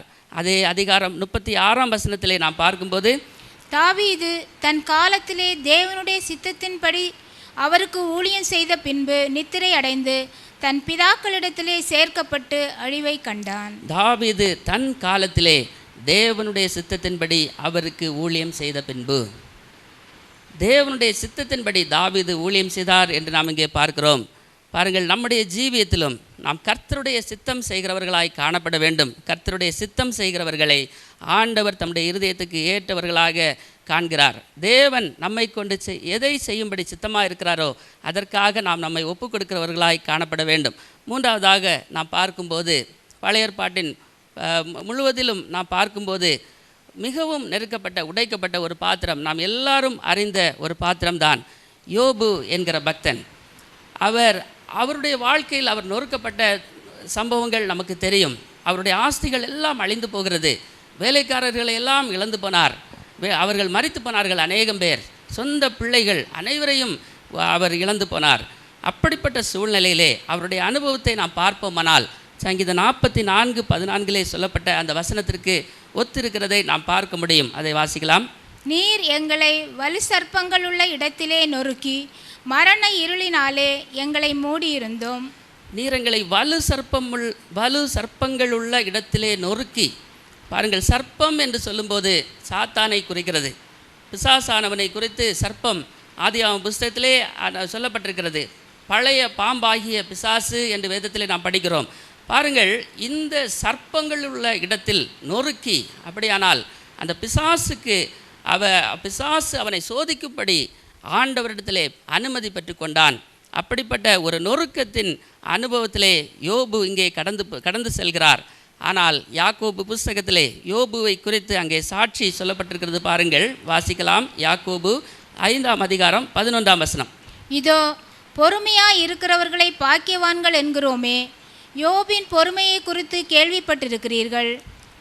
கர்த்தருடைய செயலின் முடிவையும் கண்டிருக்கிறீர்கள். கர்த்தர் மிகுந்த உருக்கமும் இரக்கமும் உள்ளவராய் இருக்கிறாரே. பொறுமை, யோபின் பொறுமையை குறித்து கேள்விப்பட்டிருக்கிறீர்கள். பாருங்கள், பக்தனாகிய யோபுவின் பொறுமையை கேள்விப்படாதவர்கள் ஒருவரும் இருக்க முடியாது. விசுவாசத்தின் பாதையிலே நமக்கு வருகிற நெருக்கங்கள் வரும்போது நாம் எல்லாரும் பக்தன் யோபுவின் உதாரணத்தை நாம் பார்ப்பதுண்டு. அவருடைய சோதனையிலே அவர் நொறுக்கப்படும் போது அவர் பொறுமையாக இருந்தபடினாலே கர்த்தர் அவரை ஒரு சாட்சியாக இங்கே முன்வைத்திருக்கிறார். யோபுவின் முடிவும் நமக்கு ஒரு நம்பிக்கையை கொடுக்கிறதா இருக்கிறது. கர்த்தர் நல்லவராக இருக்கிறார். பாருங்கள், யோபுவினுடைய வாழ்க்கையிலே அவர் தன்னுடைய பிள்ளைகளை இழந்து நொறுக்கப்பட்டது போல, அதே போல் ஒரு சம்பவம் நம்முடைய மறைந்த டாக்டர் டிஜிஎஸ் தினகரன் அவர்களுடைய மகளுடைய மரணம் 1986ஆம் ஆண்டிலே ஒரு விபத்திலே அவருடைய மகளை இழந்தார். அதை குறித்து அவர் சொல்லும்போது அவர் சொல்கிறார், அவர்கள் காரிலே சென்று கொண்டிருக்கும்போது அவருடைய இடது பக்கத்திலே அவருடைய மனைவியும் வலது பக்கத்திலே அவருடைய மகளுமாக உட்கார்ந்திருந்தார்கள். அந்த திடீரென்று ஒரு பேருந்து அவருடைய வாகனத்தில் இடிக்கும்போது அந்த விபத்துக்குள்ளாகி மகள் அவருடைய தோளிலே சாய்ந்து மரித்ததாக அவர் சாட்சி சொன்னார். பாருங்கள், அப்படிப்பட்ட நெருக்கம் அவருடைய வாழ்க்கையில், அது போன்ற ஒரு உடைக்கப்பட்ட அனுபவம். அவர் வேறு எந்த காரியத்தையும் அவர் சொல்லவில்லை. அவருக்கு அநேக சரீர பலவீனங்களெல்லாம் இருந்தது. ஆனாலும் இந்த காரியம் அவருடைய இருதயத்தை ரொம்ப பாதித்தது. அவரை போன்று இனிமையான குரலில் பாடக்கூடிய அவருடைய மகள் அவருடைய தோளில் சாய்ந்து மரித்த அந்த சம்பவத்தை அவர் சொல்லும்போது அவருடைய கண்களில் எப்போதும் கண்ணீர் காணப்படும். பாருங்கள், அப்படிப்பட்ட சூழ்நிலையிலே நான் என்னை ஊழியம் செய்வேன், ஜனங்களுக்கு நான் எப்படி ஆறுதல் சொல்லுவேன் என்று அவர் மிகவும் கலங்கியிருக்கிறார். ஏனென்றால் அவருக்கு பல காயங்கள் ஏற்பட்டது. ஆனாலும் தன்னுடைய மகள் ஆஸ்பத்திரியிலே அந்த கோமா ஸ்டேஜில் அப்படியே படுத்திருக்கும்போது மகளுக்காக அவர் கண்ணீர் விட்டு ஜெபித்தாராம். ஆண்டவரே, எப்படியாகிலும் நீர் ஜீவனை கொடுக்க வேண்டும், நீர் ஜீவனை தந்துதான் ஆக வேண்டும் என்று அழுது ஜெபித்திருக்கிறார்கள். ஆனாலும் அதற்கும் பதிலில்லை. அப்போது இவர் மிகவும் துக்கத்தோடு அந்த வேதனையை கடந்து சென்று இருக்கும்போது சில நாட்கள் கழித்து ஒரு நாள் குடும்ப ஜெபத்திலே அவர்கள் அமர்ந்திருக்கும்போது அந்த இடத்திலே பரிசுத்த ஆவியானவர் வல்லமையாய் இறங்கி இருக்கிறார். அப்போது ஆண்டவர் அவரிடத்திலே சொன்னாராம், மகனே, பிசாசானவன் உன்னை சோதிக்கும்படி என்னிடத்தில் அனுமதி பெற்றுக்கொண்டான். இந்த காரியத்துக்கு பிற்பாடு அவன் உமக்கு ஊழியம் செய்வானோ பாரும் என்று என்னிடத்தில் சவால் விட்டிருக்கிறான். நானும் நீ எனக்கு எந்த சூழ்நிலையிலும் ஊழியம் செய்வாய் என்று நானும் சூளுரைத்திருக்கிறேன். நீ என்னுடைய வார்த்தையை நீ கனம் பண்ண மாட்டாயா என்று அங்கே அவரிடத்திலே ஆண்டவர் கேட்டாராம். உடனே அவர் ஊழியத்துக்கு எங்கும் செல்லாமல் அந்த துக்கத்தினாலே சோர்ந்து போயிருந்தவர் அவர் மறுபடியுமாய் அவருடைய ஊழியத்தை ஆரம்பித்தார் என்று பார்க்கிறோம். அருமையான தேவனுடைய பிள்ளைகளே, ஒருவேளை நம்முடைய வாழ்க்கையிலே உடைக்கப்படுகிற அனுபவம் வரும்போது, நம்ம ஆண்டவருடைய சமூகத்திலே அமரும்போது, கர்த்தர் நம்மை அதிலிருந்தும் நம்முடைய துக்கங்களிலிருந்து மீண்டு வரும்படி ஆண்டவர் நமக்கு உதவி செய்வார். அடுத்ததாக நாம் பார்க்கும்போது எரேமியா என்று சொல்லுகிற ஒரு தீர்க்கதரிசி, இவருடைய வாழ்க்கையிலே இவர் ஒரு கண்ணீரின் தீர்க்கதரிசி என்று இவரை சொல்லலாம். அவருடைய வாழ்க்கையெல்லாம் ஒரு புலம்பலாக காணப்பட்டது. புலம்பல் புஸ்தகத்தை எழுதினவரும் இவர்தான். பாருங்கள், அவரை குறித்து, அவர் நொறுக்கப்பட்ட அனுபவங்களை குறித்து நாம் சில வசனங்களை நாம் பார்ப்போம். 7ஆம் அதிகாரம் 27ஆம் வசனம். நீ இந்த வார்த்தைகளை எல்லாம் அவர்களுக்கு சொன்னாலும் அவர்கள் உனக்கு செவி கொடுக்க மாட்டார்கள். நீ அவர்களை நோக்கி கூப்பிட்டாலும் அவர்கள் உனக்கு மறு உத்தரவு கொடுக்க மாட்டார்கள். அவர்கள் உனக்கு செவி கொடுக்க மாட்டார்கள், அவர்கள் உனக்கு மறு உத்தரவு கொடுக்க மாட்டார்கள். பாருங்கள், எரேமியாவை ஆண்டவர் தீர்க்க தரிசனம் உரைக்கும்படி சொல்கிறார். ஆனால் ஆண்டவர் சொல்கிறார், அவர்கள் உனக்கு செவி கொடுக்க மாட்டார்கள். நீ அவர்களை நோக்கி கூப்பிட்டாலும் அவர்கள் உனக்கு மறு உத்தரவு கொடுக்க மாட்டார்கள். நம்முடைய வாழ்க்கையிலே நாம் பார்ப்போம். ஆனால் சிலரிடத்தில் பேசினால் பிரயோஜனம் இல்லை என்று தெரிந்தால் நாம் என்ன சொல்லுவோம்? எப்பா, அவன்கிட்ட பேசி பிரயோஜனம் இல்லை, இதை விட்டுட்டு நம்ம சொல்லுவோம். ஆனால் ஆண்டவர் சொல்லுகிறார், அவர்கள் செவி கொடுக்க மாட்டார்கள், உனக்கு மறு உத்தரவும் கொடுக்க மாட்டார்கள். ஆனால் என்னுடைய தீர்க்க தரிசனத்தை நீ சொல்லு என்று ஆண்டவர் சொல்லுகிறார். நோவா உடைய வாழ்க்கையிலும், தேவனோடு சஞ்சரித்த நோவாவினுடைய வாழ்க்கையிலும், அவர் அநேக ஆண்டுகள் நீதியை பிரசங்கித்த நோவா என்று வேதத்திலே பார்க்கிறோம். அவர் பிரசங்கம் பண்ணியும் ஒருவரும் மனம் திரும்பவில்லை. சொந்த குடும்பத்தை மட்டும் அவர் ஆதாயப்படுத்தினதை நாம் பார்க்கிறோம். இப்படியாக இந்த எரேமியா ஒரு ஒரு ஒரு கேளாத ஜனத்திற்கு அவர் தீர்க்க தரிசனம் உரைக்கிறவராய் தேவனால் அனுப்பப்பட்டிருந்தார். இரண்டாவதாக அவர் நொறுக்கப்படுகிற அனுபவத்தை பாருங்கள். 20ஆம் அதிகாரம் 2ஆம் வசனத்தை வாசிப்போம். எரேமியா புஸ்தகம் 20ஆம் அதிகாரம் 2ஆம் வசனம். எரேமியா தீர்க்கதரிசியை பஸ்கூர் அடித்து அவனை கர்த்தருடைய ஆலயத்திலே பென்யமீன் கோத்திரத்தாரை சேர்ந்த மேல் வாசலில் இருக்கும் காவல் அறையிலே போட்டார். பாருங்கள், அவனை எரேமியா தீர்க்கதரிசி அவர் கர்த்தருடைய தீர்க்க தரிசனத்தை உரைத்தபடியினாலே அந்த தேசத்திற்கு விரோதமாக தீர்க்க தரிசனம் உரைக்கப்படும் போது பாருங்கள், பஸ்கூர் என்று சொல்லுகிறவன் அங்கே அவரை அடித்து காவல் அறையிலே போட்டான் என்று பார்க்கிறோம். எரேமியா தீர்க்கதரிசி அவர் குற்றம் செய்து அல்ல, கர்த்தருடைய வார்த்தையை சொன்னது நிமித்தமாக அவர் காவலிலே போடப்பட்டார், அவர் அடிக்கப்பட்டார் என்று நாம் பார்க்கிறோம். இன்னும் நாம் எரேமியா தீர்க்கதரிசியினுடைய வாழ்க்கையை பார்க்கும்போது அவர் மற்றவர்களால் மிகவும் பரியாசம் பண்ணப்பட்டு அப்படிப்பட்ட ஒரு நிந்தைக்கு அவர் ஆளானார். அதை நாம் 20ஆம் அதிகாரம், அதே 20ஆம் அதிகாரம் 7-8 வசனங்களிலே நாம் அதை வாசிக்கலாம். கர்த்தாவே, என்னை இணங்க பண்ணினீர், நான் இணங்கினேன். நீர் என்னிலும் பலத்தவராயிருந்து என்னை மேற்கொண்டீர். நாள்தோறும் நகைப்புக்கு இடமானேன். எல்லாரும் என்னை பரிகாசம் பண்ணுகிறார்கள். நான் பேசினது முதற்கொண்டு கதறுகிறேன். கொடுமை என்றும் பால்கடிப்பென்றும் சத்தமிட்டு கூறுகிறேன். நான் கூறின கர்த்தருடைய வார்த்தை நாள்தோறும் எனக்கு நிந்தையும் பரிகாசமும் ஆயிற்று. நாள்தோறும் நகைப்புக்கு இடமானேன், எல்லாரும் என்னை பரியாசம் பண்ணுகிறார்கள். நான் கூறின கர்த்தருடைய வார்த்தை நாள்தோறும் எனக்கு நிந்தையும் பரிகாசமும் ஆயிற்று. பாருங்கள், அவர் இந்த அனுபவத்தை கடந்து செல்லும்போது சங்கீதம் 69ஆம் சங்கீதம் 7ஆம் வசனத்தின் அனுபவம் அவருடைய வாழ்க்கைக்கு ஒத்திருக்கிறது. நான் அதை படிக்கிறேன். பாருங்கள், உமது நிமித்தம் நிந்தையை சகித்தேன், லெச்சை என் முகத்தை மூடிட்டு. உமது நிமித்தம் நிந்தையை சகித்தேன், லெச்சை அல்லது வெட்கம் என் முகத்தை மூடிட்டு. ஏன் வெட்கம் இவருடைய முகத்தை மூடிட்டு? இவர் கர்த்தருடைய தீர்க்க தரிசனத்தை சொல்லியிருக்கிறார். ஆனால் தீர்க்க தரிசனம் உடனே நிறைவேறுவதற்கு ஒரு காலம் கொடுக்கப்பட்டிருக்கிறது. அந்த காலத்திற்கு முன்பதாக எல்லாரும் இவரை பரிகாசம் பண்ணுகிறார்கள். இவர் தவறான காரியம் செய்தது போலவும் இவரை எல்லாரும் பரியாசம் பண்ணி அந்த நிந்தைக்கு அவர் உள்ளானதை நாம் இங்கே பார்க்கிறோம். அதே 20ஆம் அதிகாரத்திலே அந்த 9ஆம் வசனத்திலே நாம் பார்ப்போமானால், ஆதலால் நான் அவரை பிரஸ்தாபம் பண்ணாமலும் இனி கர்த்தருடைய நாமத்தினாலே பேசாமலும் இருப்பேன் என்றேன். ஆனாலும் அவருடைய வார்த்தை என் எலும்புகளில் அடைபட்டு எரிகிற அக்னியைப் போல் என் இருதயத்தில் இருந்தது. அதை சகித்து இளைத்து போனேன், எனக்கு பொறுக்கக்கூடாமற் போயிற்று. பாருங்கள், தேவனுடைய தீர்க்கதரிசி அவர் சொல்லுகிறார், நான் இனி அவரை பிரஸ்தாபம் பண்ணவில்லை, இனி கர்த்தருடைய நாமத்திலே நான் பேசவில்லை, ஏனென்றால் ஏற்றுக்கொள்வார் ஒருவரும் இல்லை, எனக்கு நிந்தை தான் கிடைக்கிறது என்று சொல்கிறார். 10ஆம் வசனத்திலே அவர் சொல்கிறார், அநேகர் சொல்லும் அவதூறை கேட்டேன், என்னுடைய சமாதானமாக இருந்த அனைவரும் நான் தவறி விழும்படி காத்திருந்தார்கள் என்று நாம் இங்கே பார்க்கிறோம். இப்படிப்பட்ட சூழ்நிலையிலே இந்த எரேமியா தீர்க்கதரிசி அவர் உடைக்கப்பட்டவராய் காணப்பட்டார். இன்னும் நாம் பார்ப்போமானால் இந்த எரேமியா தீர்க்கதரிசிக்கு மரண தண்டனையும் விதிக்கப்பட்டது என்று நாம் பார்க்கிறோம். 26ஆம் அதிகாரம் 11ஆம் வசனத்தில் அதை வாசிக்கலாம்.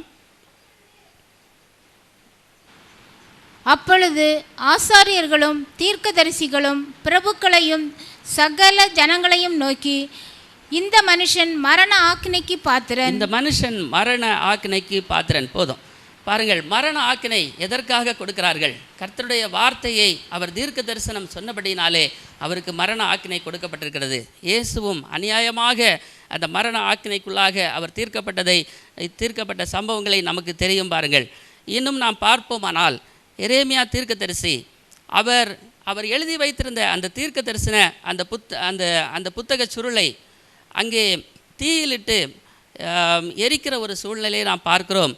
அதை 36ஆம் அதிகாரம் 23ஆம் வசனத்திலே நாம் வாசிக்கலாம். யெகூதி 3-4 பத்திகளை வாசித்த பின்பு ராஜா ஒரு சூரி கத்தியினால் அதை அறுத்து சுருள் அனைத்தும் கனப்பிலுள்ள அக்கினியிலே வெந்து போகும்படி கனப்பிலிருந்த அக்கினியில் எரிந்து போட்டான்.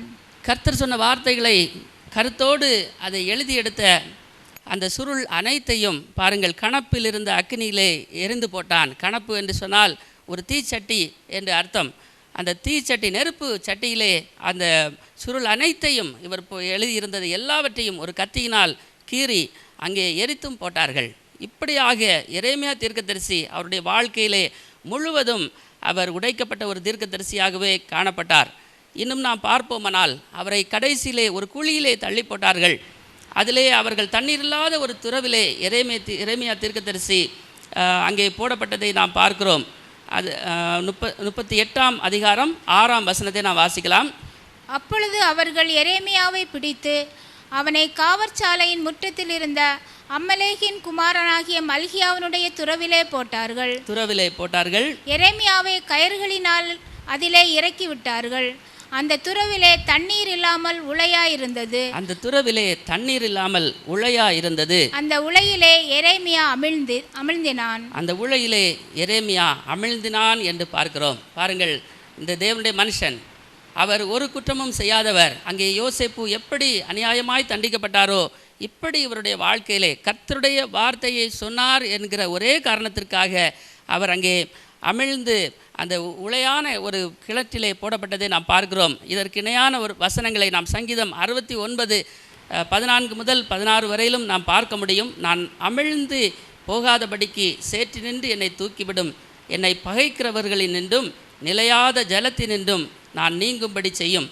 ஜலப்பிரவாகங்கள் என்மேல் புரளாமலும் ஆழம் என்னை விழுங்காமலும் பாதாளம் என்மேல் தன் வாயை அடைத்து கொள்ளாமலும் இருப்பதாக.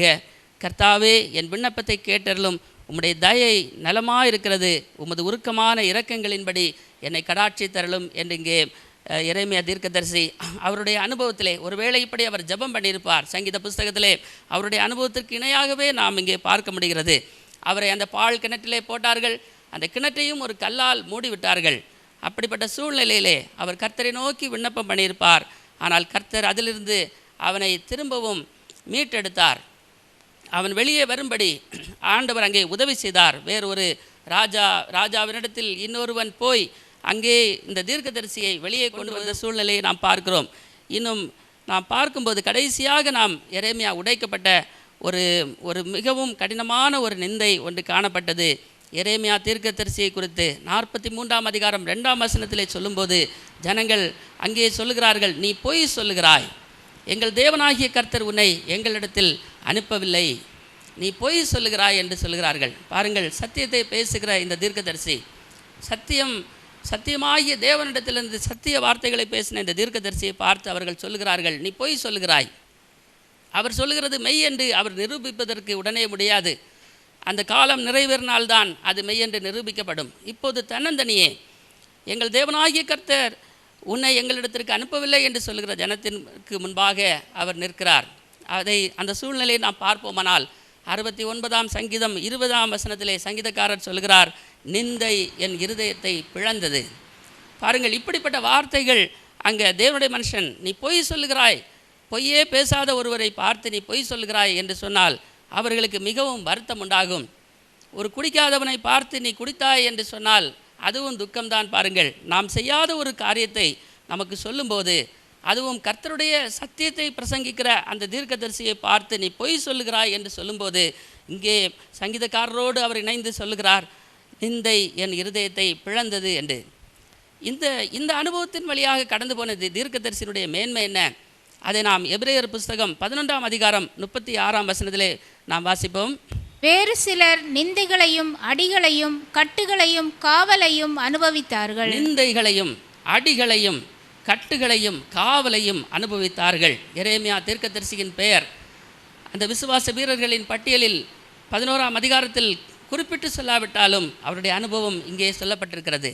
நிந்தை, அடிகள், கட்டுகள், காவல், இதையெல்லாம் அனுபவித்தார் எரேமியா. அதே போல யாக்கோபு புஸ்தகம் 5ஆம் அதிகாரம் 10ஆம் வசனத்திலும் அங்கே சொல்லப்பட்டிருக்கிறது, என் சகோதரரே, கர்த்தருடைய நாமத்தினாலே பேசின தீர்க்கதரிசிகளை துன்பப்படுதலுக்கும் நீடிய பொறுமைக்கும் திருஷ்டாந்தமாக வைத்து கொள்ளுங்கள். துன்பப்படுதலுக்கும் நீடிய பொறுமைக்கும் உதாரணமாக வைத்து கொள்ளுங்கள். திருஷ்டாந்தமாக என்று சொல்லும்போது உதாரணமாக வைத்து கொள்ளுங்கள் என்று இங்கே எபிரேயர் புஸ்தகத்திலே நாம் பார்க்கிறோம்.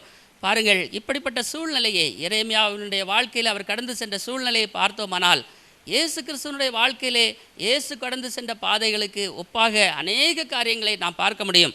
ஆனாலும் சமயம் இல்லாதபடினாலே நாம் சுருக்கமாக வேகமாக அடுத்த பகுதிக்கு நாம் கடந்து செல்லலாம். அடுத்தபடியாக நாம் பார்க்கும்போது புதிய ஏற்பாட்டின் புஸ்தகத்திலே அப்போஸ்தலனாகிய பவுல் அவர் நொறுக்கப்பட்டார், அவர் உடைக்கப்பட்டார். அதை 2 கொரிந்தியர் புஸ்தகம் 12ஆம் அதிகாரம் 7 முதல் 10 வசனம் நாம் 7, 8 2 வசனங்களை நாம் வாசிப்போம். அன்றியும் எனக்கு வெளிப்படுத்தப்பட்டவைகளுக்குரிய மேன்மையின் நிமித்தம் நான் என்னை உயர்த்தாதபடிக்கு என் மாம்சத்திலே ஒரு முள் கொடுக்கப்பட்டிருக்கிறது. என்னை நான் உயர்த்தாதபடிக்கு அது என்னை குட்டும் சாத்தானுடைய தூதனாயிருக்கிறது. ஒரு முள் எனக்கு கொடுக்கப்பட்டிருக்கிறது, என் மாம்சத்திலே ஒரு முள் கொடுக்கப்பட்டிருக்கிறது. என்னை நான் உயர்த்தாதபடிக்கு அது என்னை குட்டும் சாத்தானுடைய தூதனாயிருக்கிறது. எதற்காக முள் கொடுக்கப்பட்டிருக்கிறது? நான் என்னை உயர்த்தாதபடிக்கு. பாருங்கள், அப்போஸ்தலனாகிய பவுல் சிறைச்சாலையின் வழியாக கடந்து போனார். அநேக பாடுகளை பட்டார். அவர் கல்லறையுண்டார், அடிக்கப்பட்டார், அவர் இறுதியாக இரத்த சாட்சியாக மரித்தார். இப்படிப்பட்ட அப்போஸ்தலனாகிய பவுலுடைய பாடுகள் நமக்கு தெரிந்தவைதான். ஆனாலும் இந்த இடத்திலே அவருக்கு ஒரு முள் கொடுக்கப்பட்டது. இது மிகவும் கடினமான ஒரு முள். அவர் சொல்கிறார், அது என்னை விட்டு நீங்கும்படிக்கு நான் 3 தரம் கர்த்தரிடத்தில் வேண்டிக் கொண்டேன். 3 முறை அவர் கர்த்தரிடத்திலே வேண்டிக் கொண்டார் என்று பார்க்கிறோம். அந்த மத்தேயு சுவிசேஷத்திலே 26ஆம் அதிகாரத்திலே 44ஆம் வசனத்திலே நாம் பார்ப்போமானால், இயேசு கிறிஸ்துவும் கெத்சமனே தோட்டத்திலே அவர் 3 முறை பிதாவினிடத்திலே வேண்டிக் கொண்டார். இந்த பாத்திரம் என்னை விட்டு நீங்க கூடுமானால் நீங்கும்படி செய்யும், ஆனாலும் என்னுடைய சித்தத்தின்படி அல்ல, உம்முடைய சித்தத்தின்படியே ஆக கடவது என்று சொல்லி ஜெபித்தார். பாருங்கள், இந்த வசனத்தை நான் சொல்லும்போது எனக்கு ஒரு சம்பவம் ஞாபகத்துக்கு வருகிறது. பாருங்கள், எனக்கு ஒரு நண்பர் இருந்தார், நல்ல ஒரு நண்பர். அவருடைய வாழ்க்கையிலே அவருக்கு இந்த வசனம் பிடிக்காது. ஏனென்றால் அவர் பிதாவின் சித்தத்தை நிறைவேற்றுவதற்காக தான் இந்த பூமியிலே வந்திருக்கிறார். தேவ ஆட்டுக்குட்டியாக இந்த உலகத்திற்கு வந்திருக்கிறார். உலகத்தின் பாவத்தை சுமந்து தீர்க்கும்படியாக இந்த உலகத்திலே வந்தவர். அந்த பாத்திரம் என்னை விட்டு நீங்க கூடுமானால் நீங்கும்படி செய்யும் என்று 3 முறை ஆண்டவரிடத்திலே பிதாவினிடத்தில் வேண்டிக் கொள்கிறாரே, அது என்ன ஜெபம்? ஆரம்பத்திலே இந்த வசனத்தை குறித்து அவருக்கு அவ்வளவு சந்தோஷமில்லை. ஆனால் பின்னர் இவருடைய வாழ்க்கையிலே ஒரு நெருக்கத்தில் பாதையிலே இவர் கடந்து சென்றார். கிட்டத்தட்ட 11 வருஷ காலமாக ஒரு கடினமான ஒரு சூழ்நிலையை இவர் கடந்து சென்றார். அப்போது அவர் ஜெபித்தாராம், ஆண்டவரே, இந்த பாத்திரத்தை என்னை விட்டு நீக்கிவிடும், உம்முடைய சித்தத்தின்படி அல்ல என்று அவர் சொல்லாமல், இந்த பாத்திரத்தை என்னை விட்டு நீக்கிவிடும், இனி என்னால் இதை சுமக்க முடியாது என்று விண்ணப்பம் பண்ணினாராம். பாருங்கள், அப்போது நமக்கு வருகிற ஒரு பாடுகளிலே நாம் ஆண்டவரை நோக்கி சொல்லுகிறோம், ஆண்டவரே இனி இந்த பாடை என்னால் சுமக்க முடியாது என்று நாம் சொல்லுகிறோம். ஆனால் இயேசு கிறிஸ்து முழு உலகத்தின் பாவத்தையும் சுமந்தவராய் அவர் அங்கே சொல்லுகிறார், ஆயினும் என்னுடைய சித்தத்தின்படி அல்ல. பாருங்கள், நமக்கு நெருக்கங்கள் வரும்போது நாம் பதறி, ஆண்டவரே எனக்கு வேண்டாம், இதை எடுத்து விடும் என்றே நம்ம சொல்லுகிறோம். ஆனால் அந்த சூழ்நிலையிலும், கடினமான சூழ்நிலையிலும் மனுஷகுமாரனாய் உலகத்துக்கு வந்த தேவகுமாரன் அவர் சொல்லுகிறார், உம்முடைய சித்தத்தின்படி ஆக கடவது.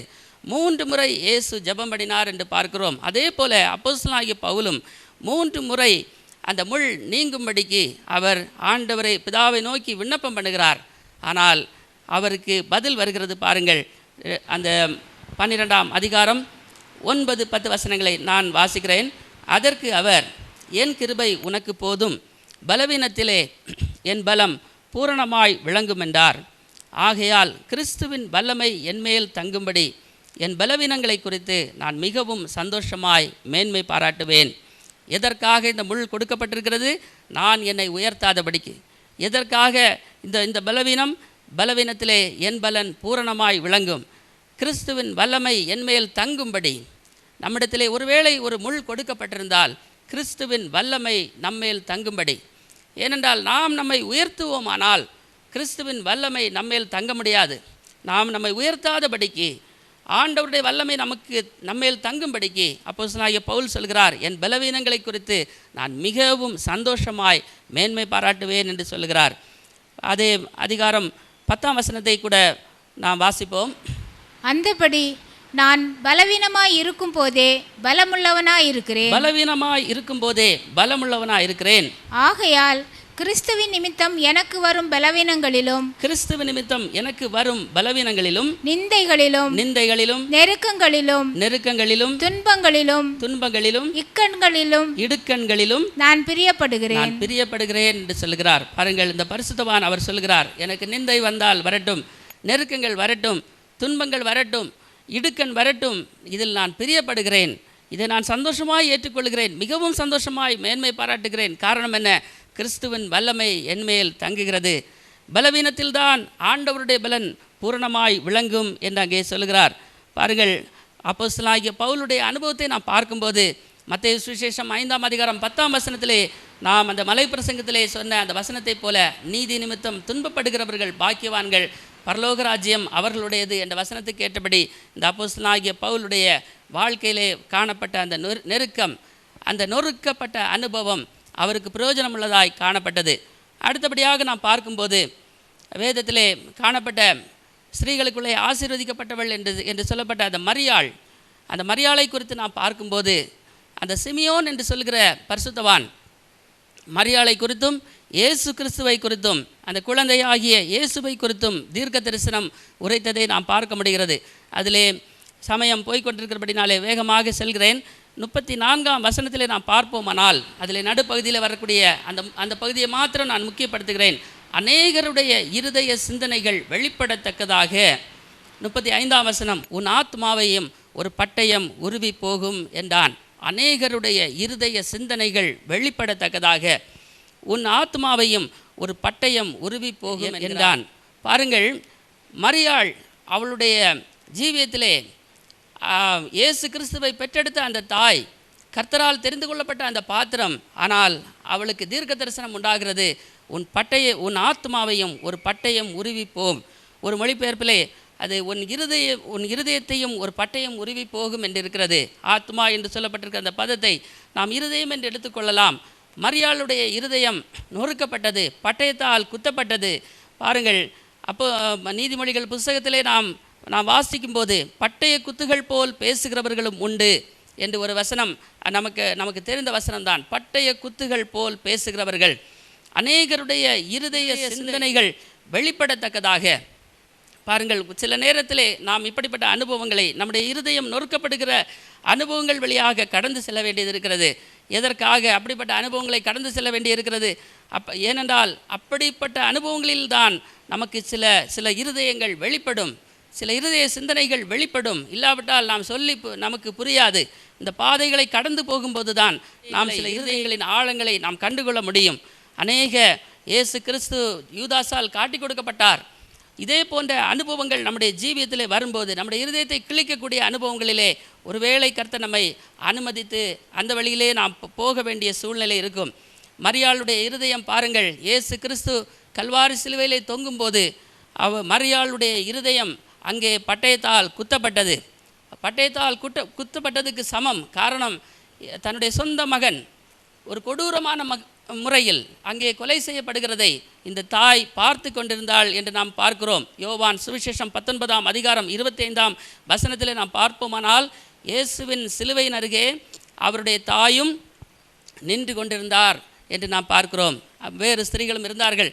இயேசுவின் சிலுவையின் அருகே அவருடைய தாயும் நின்று கொண்டிருந்தார் என்று நாம் இங்கே பார்க்கிறோம். பாருங்கள், சிலுவையின் அருகே ஒரு மகன் சிலுவையில் அறையப்பட்டு கொல்லப்படுகிறதை பார்த்த அந்த தாயினுடைய உள்ளம் எப்படி உடைந்திருக்கும்.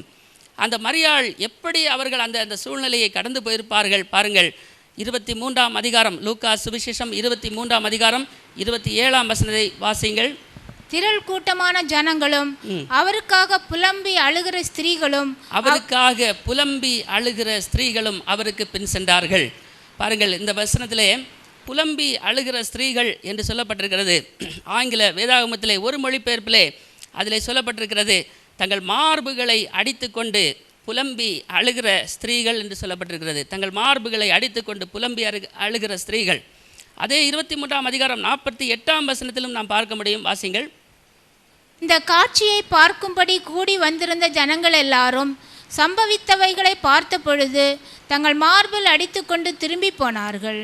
தங்கள் மார்பில் அடித்து கொண்டு திரும்பி போனார்கள் என்று பார்க்கிறோம்.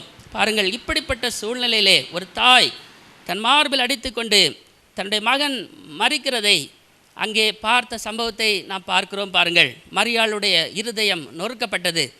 இதே போல நம்முடைய ஜீவியத்திலும் நம்முடைய இருதயங்கள் நொறுக்கப்படுகிற அனுபவங்கள் வழியாக நாம் கடந்து செல்ல வேண்டிய சூழ்நிலைகள் இருக்கும். அநேகருடைய இருதய சிந்தனைகள் வெளிப்படத்தக்கதாக பாருங்கள், ஒரு சம்பவம் மரியாளுடைய அந்த நிலைமையை போன்ற இன்னொரு சம்பவம் இப்போ சமீபத்தில் நான் ஒரு செய்தித்தாளில் ஒரு சம்பவத்தை நான் படித்தேன். பாருங்கள், சிரியா தேசத்திலே அங்கே யுத்தம் நடந்து கொண்டிருக்கிறது. அங்கே உள்நாட்டு போர் நடந்து கொண்டிருக்கிற அந்த தேசத்திலே ஒரு பையன் காஃபி விற்று கொண்டு இருந்தானாம். கொஞ்சம் காஃபி விற்று கொண்டு இருந்தானாம். அப்போ ஒருவன் வந்து அவனிடத்தில் காஃபி கடன் கேட்டானாம். அப்போ இவன் சொன்னானாம், நபிகள் வந்தாலுமே நான் கொடுக்க மாட்டேன், கடன் தரவே மாட்டேன்னு சொல்லியிருக்கான். உடனே அதற்காக அந்த பையனை பிடித்து கொண்டு போய் அந்த பையனுடைய தாய்க்கு முன்னாலேயே அந்த பையனை கொண்டு போட்டார்கள். பாருங்கள், அந்த தாய் எவ்வளவோ கெஞ்சியும் அந்த பையனை விடவில்லை. அவன் தேவதூஷணம் சொல்லிவிட்டான் என்று சொல்லி அந்த பிள்ளையை கொண்டார்கள். அந்த தாய் கதறினதை அங்கே நான் அந்த ஒரு செய்தியிலே நான் அதை பார்த்தேன். பாருங்கள், இப்படிப்பட்ட சூழ்நிலையை, கடினமான சூழ்நிலையை, இஞ்சிஞ்சாக தன் மகன் சாகிறதை அங்கே ஒரு தாய் சிலுவையின் அருகே நின்று கொண்டு இருந்தாள், பார்த்து கொண்டிருந்தாள் என்று நாம் பார்க்கிறோம். கடைசியாக உடைக்கப்பட்ட நம்முடைய ஆண்டவராகிய இயேசு கிறிஸ்து அவர் எப்படி உடைக்கப்பட்டார் என்பதை நாம் ஏசாயா 53ஆம் அதிகாரம் 10ஆம் வசனத்திலே நாம் வாசிப்போம். கர்த்தரோ அவரை நொறுக்க சித்தமாகி அவரை பாடுகளுக்கு உட்படுத்தினார். அவருடைய ஆத்துமா தன்னை குற்ற நிவாரண பலியாக ஒப்பு கொடுக்கும் போது குற்ற நிவாரண பலியாக ஒப்பு கொடுக்கும்படி பாருங்கள், பிதாவானவர் அவரை நொறுக்க சித்தமானார். எதற்காக அவரை நொறுக்க சித்தமானார்? நாம் எல்லாரும் இன்று ரட்சிக்கப்பட்டு தேவனுடைய ராஜ்யத்திலே நாம் நம்முடைய பாவங்களிலிருந்து கழுவப்பட்டு தேவனோடு ஒப்புரவாகும்படியாக தன் சொந்த குமாரனை அந்த பாவத்தையெல்லாம் அவர் மீது சுமத்தி அவர் அந்த பாவத்திற்கு ஒரு பரிகார பலியாக, குற்ற நிவாரண பலியாக அவர் தம்முடைய குமாரனை ஒப்பு கொடுத்தார். பாருங்கள், அது எபிரேயர் புஸ்தகம் 2ஆம் அதிகாரம் 10ஆம் வசனத்திலே நாம் பார்ப்போமானால் வாசிங்கள். ஏனென்றால் தமக்காகவும் தம்மாலேயும் சகலத்தையும் உண்டாக்கினவர் அநேகம் பிள்ளைகளை மகிமையில் கொண்டு வந்து சேர்க்கையில் அவர்களுடைய இரட்சிப்பின் அதிபதியை உபத்திரவங்களினாலே பூரணப்படுத்துகிறது அவருக்கு ஏற்றதாயிருந்தது. இரட்சிப்பின் அதிபதியை உபத்திரவங்களினாலே பூரணப்படுத்துகிறது அவருக்கு ஏற்றதாயிருந்தது. பாருங்கள், இரட்சிப்பின் அதிபதி உலகத்தின் இரட்சகரை உபத்திரவங்களினாலே பூரணப்படுத்துகிறது. அல்லது இன்னொரு விதத்தில் நாம் சொல்லுவோமானால், உபத்திரவங்களின் பூரணத்தை இயேசு அனுபவித்தார். உபத்திரவங்களின் பூரணத்தை இயேசு அனுபவித்தார். அந்த உபத்திரவங்களினாலே பூரணம் உண்டாகிறது. அதே போல் நம்முடைய வாழ்க்கையிலும் நமக்கு வருகிற உபத்திரவங்கள், பாடுகள், கர்த்தரால் நாம் நொறுக்கப்படும் போது நாம் பூரணர் ஆக்கப்படுகிறோம் என்பதை நாம் மறந்து போகக்கூடாது. யோவான் சுவிசேஷம் 10ஆம் அதிகாரம் 20ஆம் வசனத்திலே பார்க்கும்போது இயேசு நொறுக்கப்பட்ட அனுபவத்தை நாம் பார்க்கிறோம். இவன் பிசாசு பிடித்தவன், பைத்தியக்காரன், ஏன் இவனுக்கு செவி கொடுக்கிறீர்கள் என்றார்கள். பாருங்கள், இயேசுவை பார்த்து அவர்கள் சொல்லுகிறார்கள், இவன் பிசாசு பிடித்தவன், பைத்தியக்காரன் என்று சொல்லுகிறார்கள். எவ்வளவோ நிந்தையை அவர் சிலுவையில் மாத்திரமல்ல, அவர் வாழ்கிற காலத்திலும் ஒவ்வொரு நாளும் அவர் அனுபவித்து கொண்டுதான் இருந்தார். மனுஷகுமாரன் லூக்கா சுவிசேஷம் 7ஆம் அதிகாரம் 34ஆம் வசனத்தில் நாம் வாசிக்கும்போது, மனுஷகுமாரன் போஜன பானம் பண்ணுகிறவராய் வந்தார், அதற்கு நீங்கள் இதோ போஜன பிரியனும் மதுபான பிரியனுமான மனுஷன் ஆயக்காரருக்கும் பாவிகளுக்கும் சிநேகிதன் என்கிறீர்கள்.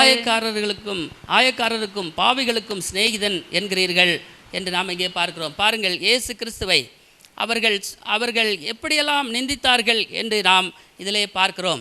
இப்படியாக பரிசுத்தவான்கள், வேதத்திலே பரிசுத்தவான்களும் ஆண்டவராகிய இயேசு கிறிஸ்துவும் அவர்கள் எல்லாம் இந்த பாதையை கடந்துதான் சென்றார்கள். பாருங்கள், ஆனால் ஏன் இப்படி உடைக்க வேண்டும்? நாம் அதற்கான ஒரு காரணத்தை நாம் பார்க்கிறோம். சங்கீதம் 34ஆம் அதிகாரம் 18ஆம் வசனத்தை நாம் வாசிப்போமானால், நொறுங்குண்ட இருதயம் உள்ளவர்களுக்கு கர்த்தர் சமீபமாயிருந்து நறுங்குண்ட ஆவி உள்ளவர்களை ரட்சிக்கிறார்.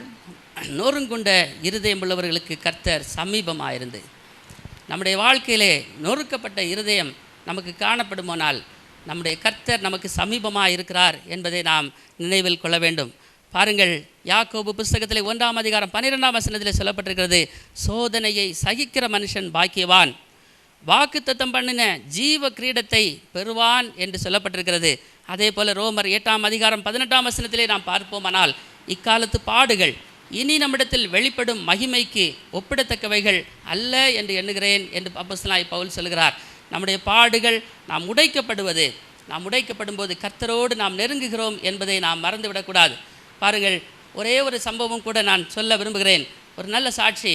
எனக்கு தெரிந்த என்னுடைய ஒரு நண்பர், அவனுக்கு ஒரு குழந்தை பிறந்தது. ஆனால் அந்த பிறந்ததிலிருந்தே அந்த குழந்தை படுத்த படுக்கையாகவே இருந்து கொண்டிருக்கிறது. அப்போது நான் அவனிடத்திலே பேசினேன், அவனுடைய குழந்தையை பற்றி விசாரித்தேன். அப்போது அவன் சொன்னான், it has brought me closer to God. இந்த சம்பவம் என் ஆண்டவரோடு என்னை அதிகமாக நெருக்கி இருக்கிறது என்று சொன்னான். பாருங்கள், உலக பார்வையில் நாம் பார்ப்போமானால் இப்படிப்பட்ட ஒரு சூழ்நிலையை கடந்து போகும்போது முறுமுறுத்து ஆண்டவரை தூஷிக்கலாம். ஏன் எனக்கு இப்படி ஒரு குழந்தையை ஆண்டவர் கொடுத்திருக்கிறார், ஏன் என் குழந்தைக்கு வாழ்க்கையில் ஒரு விடுதலை இன்னும் கிடைக்கவில்லை என்று நினைக்கலாம். ஆனால் இவன் சொல்லுகிறான், பாருங்கள், ஆண்டவரோடு என்னை நெருக்கத்திற்கு கொண்டு வந்திருக்கிறது. கர்த்தர் உடைக்கும் போது நொறுங்குண்ட இருதயம் உள்ளவர்களுக்கு கர்த்தர் சமீபமாக இருக்கிறார் என்பதை நாம் மறந்து போகக்கூடாது. நம்முடைய ஜீவியத்திலே எப்போதும் வாழ்க்கையிலே பாடுகள் ஒருவரும் தப்ப முடியாது. எல்லாருக்கும் பாடுகள் நியமிக்கப்பட்டிருக்கிறது.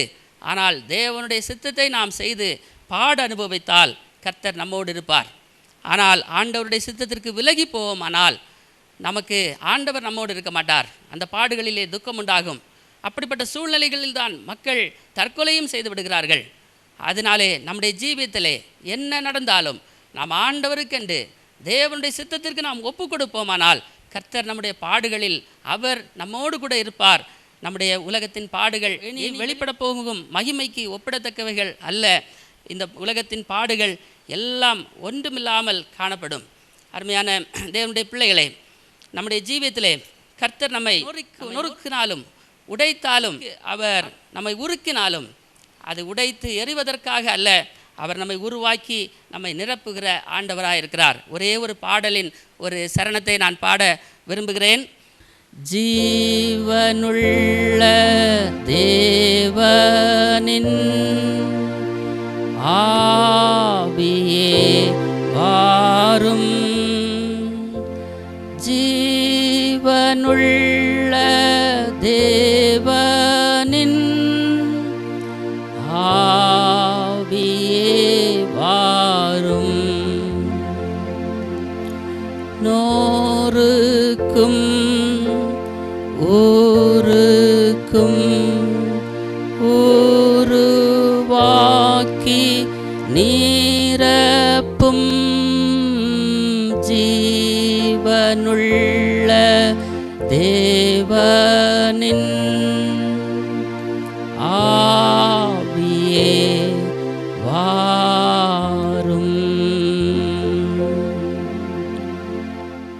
நம் கண்களை மூடி ஜெபிப்போம். கேட்ட சத்தியத்தின் நிமித்தமாக ஆண்டோட சமூகத்திலே பக்தர்கள் பரிசுத்தவான்கள் நொறுக்கப்பட்டார்கள். நொறுக்கப்படுகிறது அவர்களை உருவாக்கி நிரப்பும்படியாக இன்றைக்கு இந்த செய்தியை கேட்டுக்கொண்டிருக்கிற அருமையான தேவ பிள்ளைகளே, உங்களுடைய வாழ்க்கையில் ஒருவேளை நெருக்கங்கள், பாடுகள், உபத்திரவங்கள், நிந்தைகள், அவமானங்கள் சூழ்ந்து வந்தாலும் அவைகளெல்லாம் உருவாக்குவதற்கு தவிர அவங்களை அழிக்கும்படியாக அல்ல என்பதை நினைத்து கொண்டு கர்த்தருக்குள்ளே உறுதியாய் பற்றி கொள்ள கர்த்தர் நமக்கு கிருபைகளை கட்டளையிடுவாராக. மகத்துவமுள்ள பிதாவே, நன்றியோடு ஸ்தோத்தரிக்கிறோம். இந்த ஆசீர்வதிக்கப்பட்டதான காலை வேளையிலே அருமையான செய்தியை கேட்டுக்கொண்ட மக்களுக்காக ஜெபிக்கிறோம். ஆண்டவரே, சபை மக்கள் ஒவ்வொருவரையும் தனித்தனியாக பேர் பேராய் ஆசீர்வதிக்கும்படியாக ஜெபிக்கிறோம். எங்களுடைய அருமையான இயேசு, எங்களுடைய முன்மாதிரியான இயேசு, எங்களுக்காக ஜீவனை கொடுத்ததான பரிசுத்த ஜோதி இயேசு கல்வாரி சிலுவையிலே எங்களுக்காய் நொறுக்கப்பட்டவராக, கைகள் கால்களிலே ஆணிகள் அடிக்கப்பட்டவராக, தலையிலே முட்கிடம் சூட்டப்பட்டவராக, அந்த கேடடைந்தவராக நொறுக்கப்பட்டது எங்களுடைய பாவத்திற்கு விமோசனம் கொடுக்கும்படியாக நாங்களும் முன்னோடு இன்னும் கிட்டி சேரத்தக்கதாக தர்மியான இயேசுவின் முகத்தை பார்த்து இன்னும் மோடு நெருங்கி சேரும்படி கர்த்தர் எங்களுக்கு கிருபை செய்தல்லும்படியாக ஜெபிக்கிறோம். ஆண்டவரே, இந்த நெருக்கங்கள் மத்தியிலே இயேசுவை காணும்படியாக, பாடுகள் மத்தியிலே இயேசுவை தரிசிக்கத்தக்கதாக, இயேசுடைய பொன்முகத்தை தரிசிக்கத்தக்கதாக உம்முடைய பிள்ளைகளுக்கு அருள் செய்தல்லும்படியாக ஜெபிக்கிறோம். உம்முடைய நாமத்தை மயப்படுத்தும், தொடர்ந்து ஆசீர்வதியும். ஆசீர்வாதத்தின் தேவனுடைய பிள்ளைகளோடு கூட இருப்பீராக. இந்த லாக்டவுன் பீரியடில் எங்கள் தேசத்துக்காக ஜெபிக்கிறோம். ஆண்டவரே, தேசத்தில் தமிழ்நாட்டில் இருக்கிறதான இந்த கொரோனா வைரஸுடைய தாக்கங்கள் நீங்கத்தக்கதாக கர்த்தர் தம்முடைய பரிசுத்தமான வல்லமே தேசத்து மேலே நீட்டும்படியாக ஜெபிக்கிறோம். ஆண்டவரே, ஆசீர்வதிப்பீராக. கர்த்தாவே, சபையின் மக்களை ஆசீர்வதியும், சேதமணுகாதபடி காத்து கொள்ளும்படியாக ஜெபிக்கிறோம். உம்முடைய நாமத்தை மயப்படுத்தும். சகல துதி கனமகிமையாவும் உமக்கே செலுத்துகிறோம். இயேசு மூலம் மிகுந்த மனத்தாழ்மையோடு இந்த ஜெபத்தை எடுக்கிறோம். நல்ல பிதாவே, ஆமேன். என் ஆத்துமாவே கர்த்தரை ஸ்தோத்திரி, என் முழு உளமே அவருடைய பரிசுத்த நாமத்தை ஸ்தோத்திரி. என் ஆத்துமாவே கர்த்தரை ஸ்தோத்திரி, கர்த்தர் செய்த சகல உபகாரங்களை மறவாதே. ஆமேன். நம்முடைய கர்த்தராகிய இயேசு கிறிஸ்துவின் கிருபையும் பிதாவாகிய தேவனுடைய அன்பும் பரிசுத்த ஆவியோட ஐக்கியமும் சிநேகமும் நம் அனைவரோடும் சகல பரிசுத்தவான்களோடும் கூட இன்றைக்கும் என்றைக்கும் சதா காலங்களும் தங்கியிருப்பதாக. ஆமேன், ஆமேன்.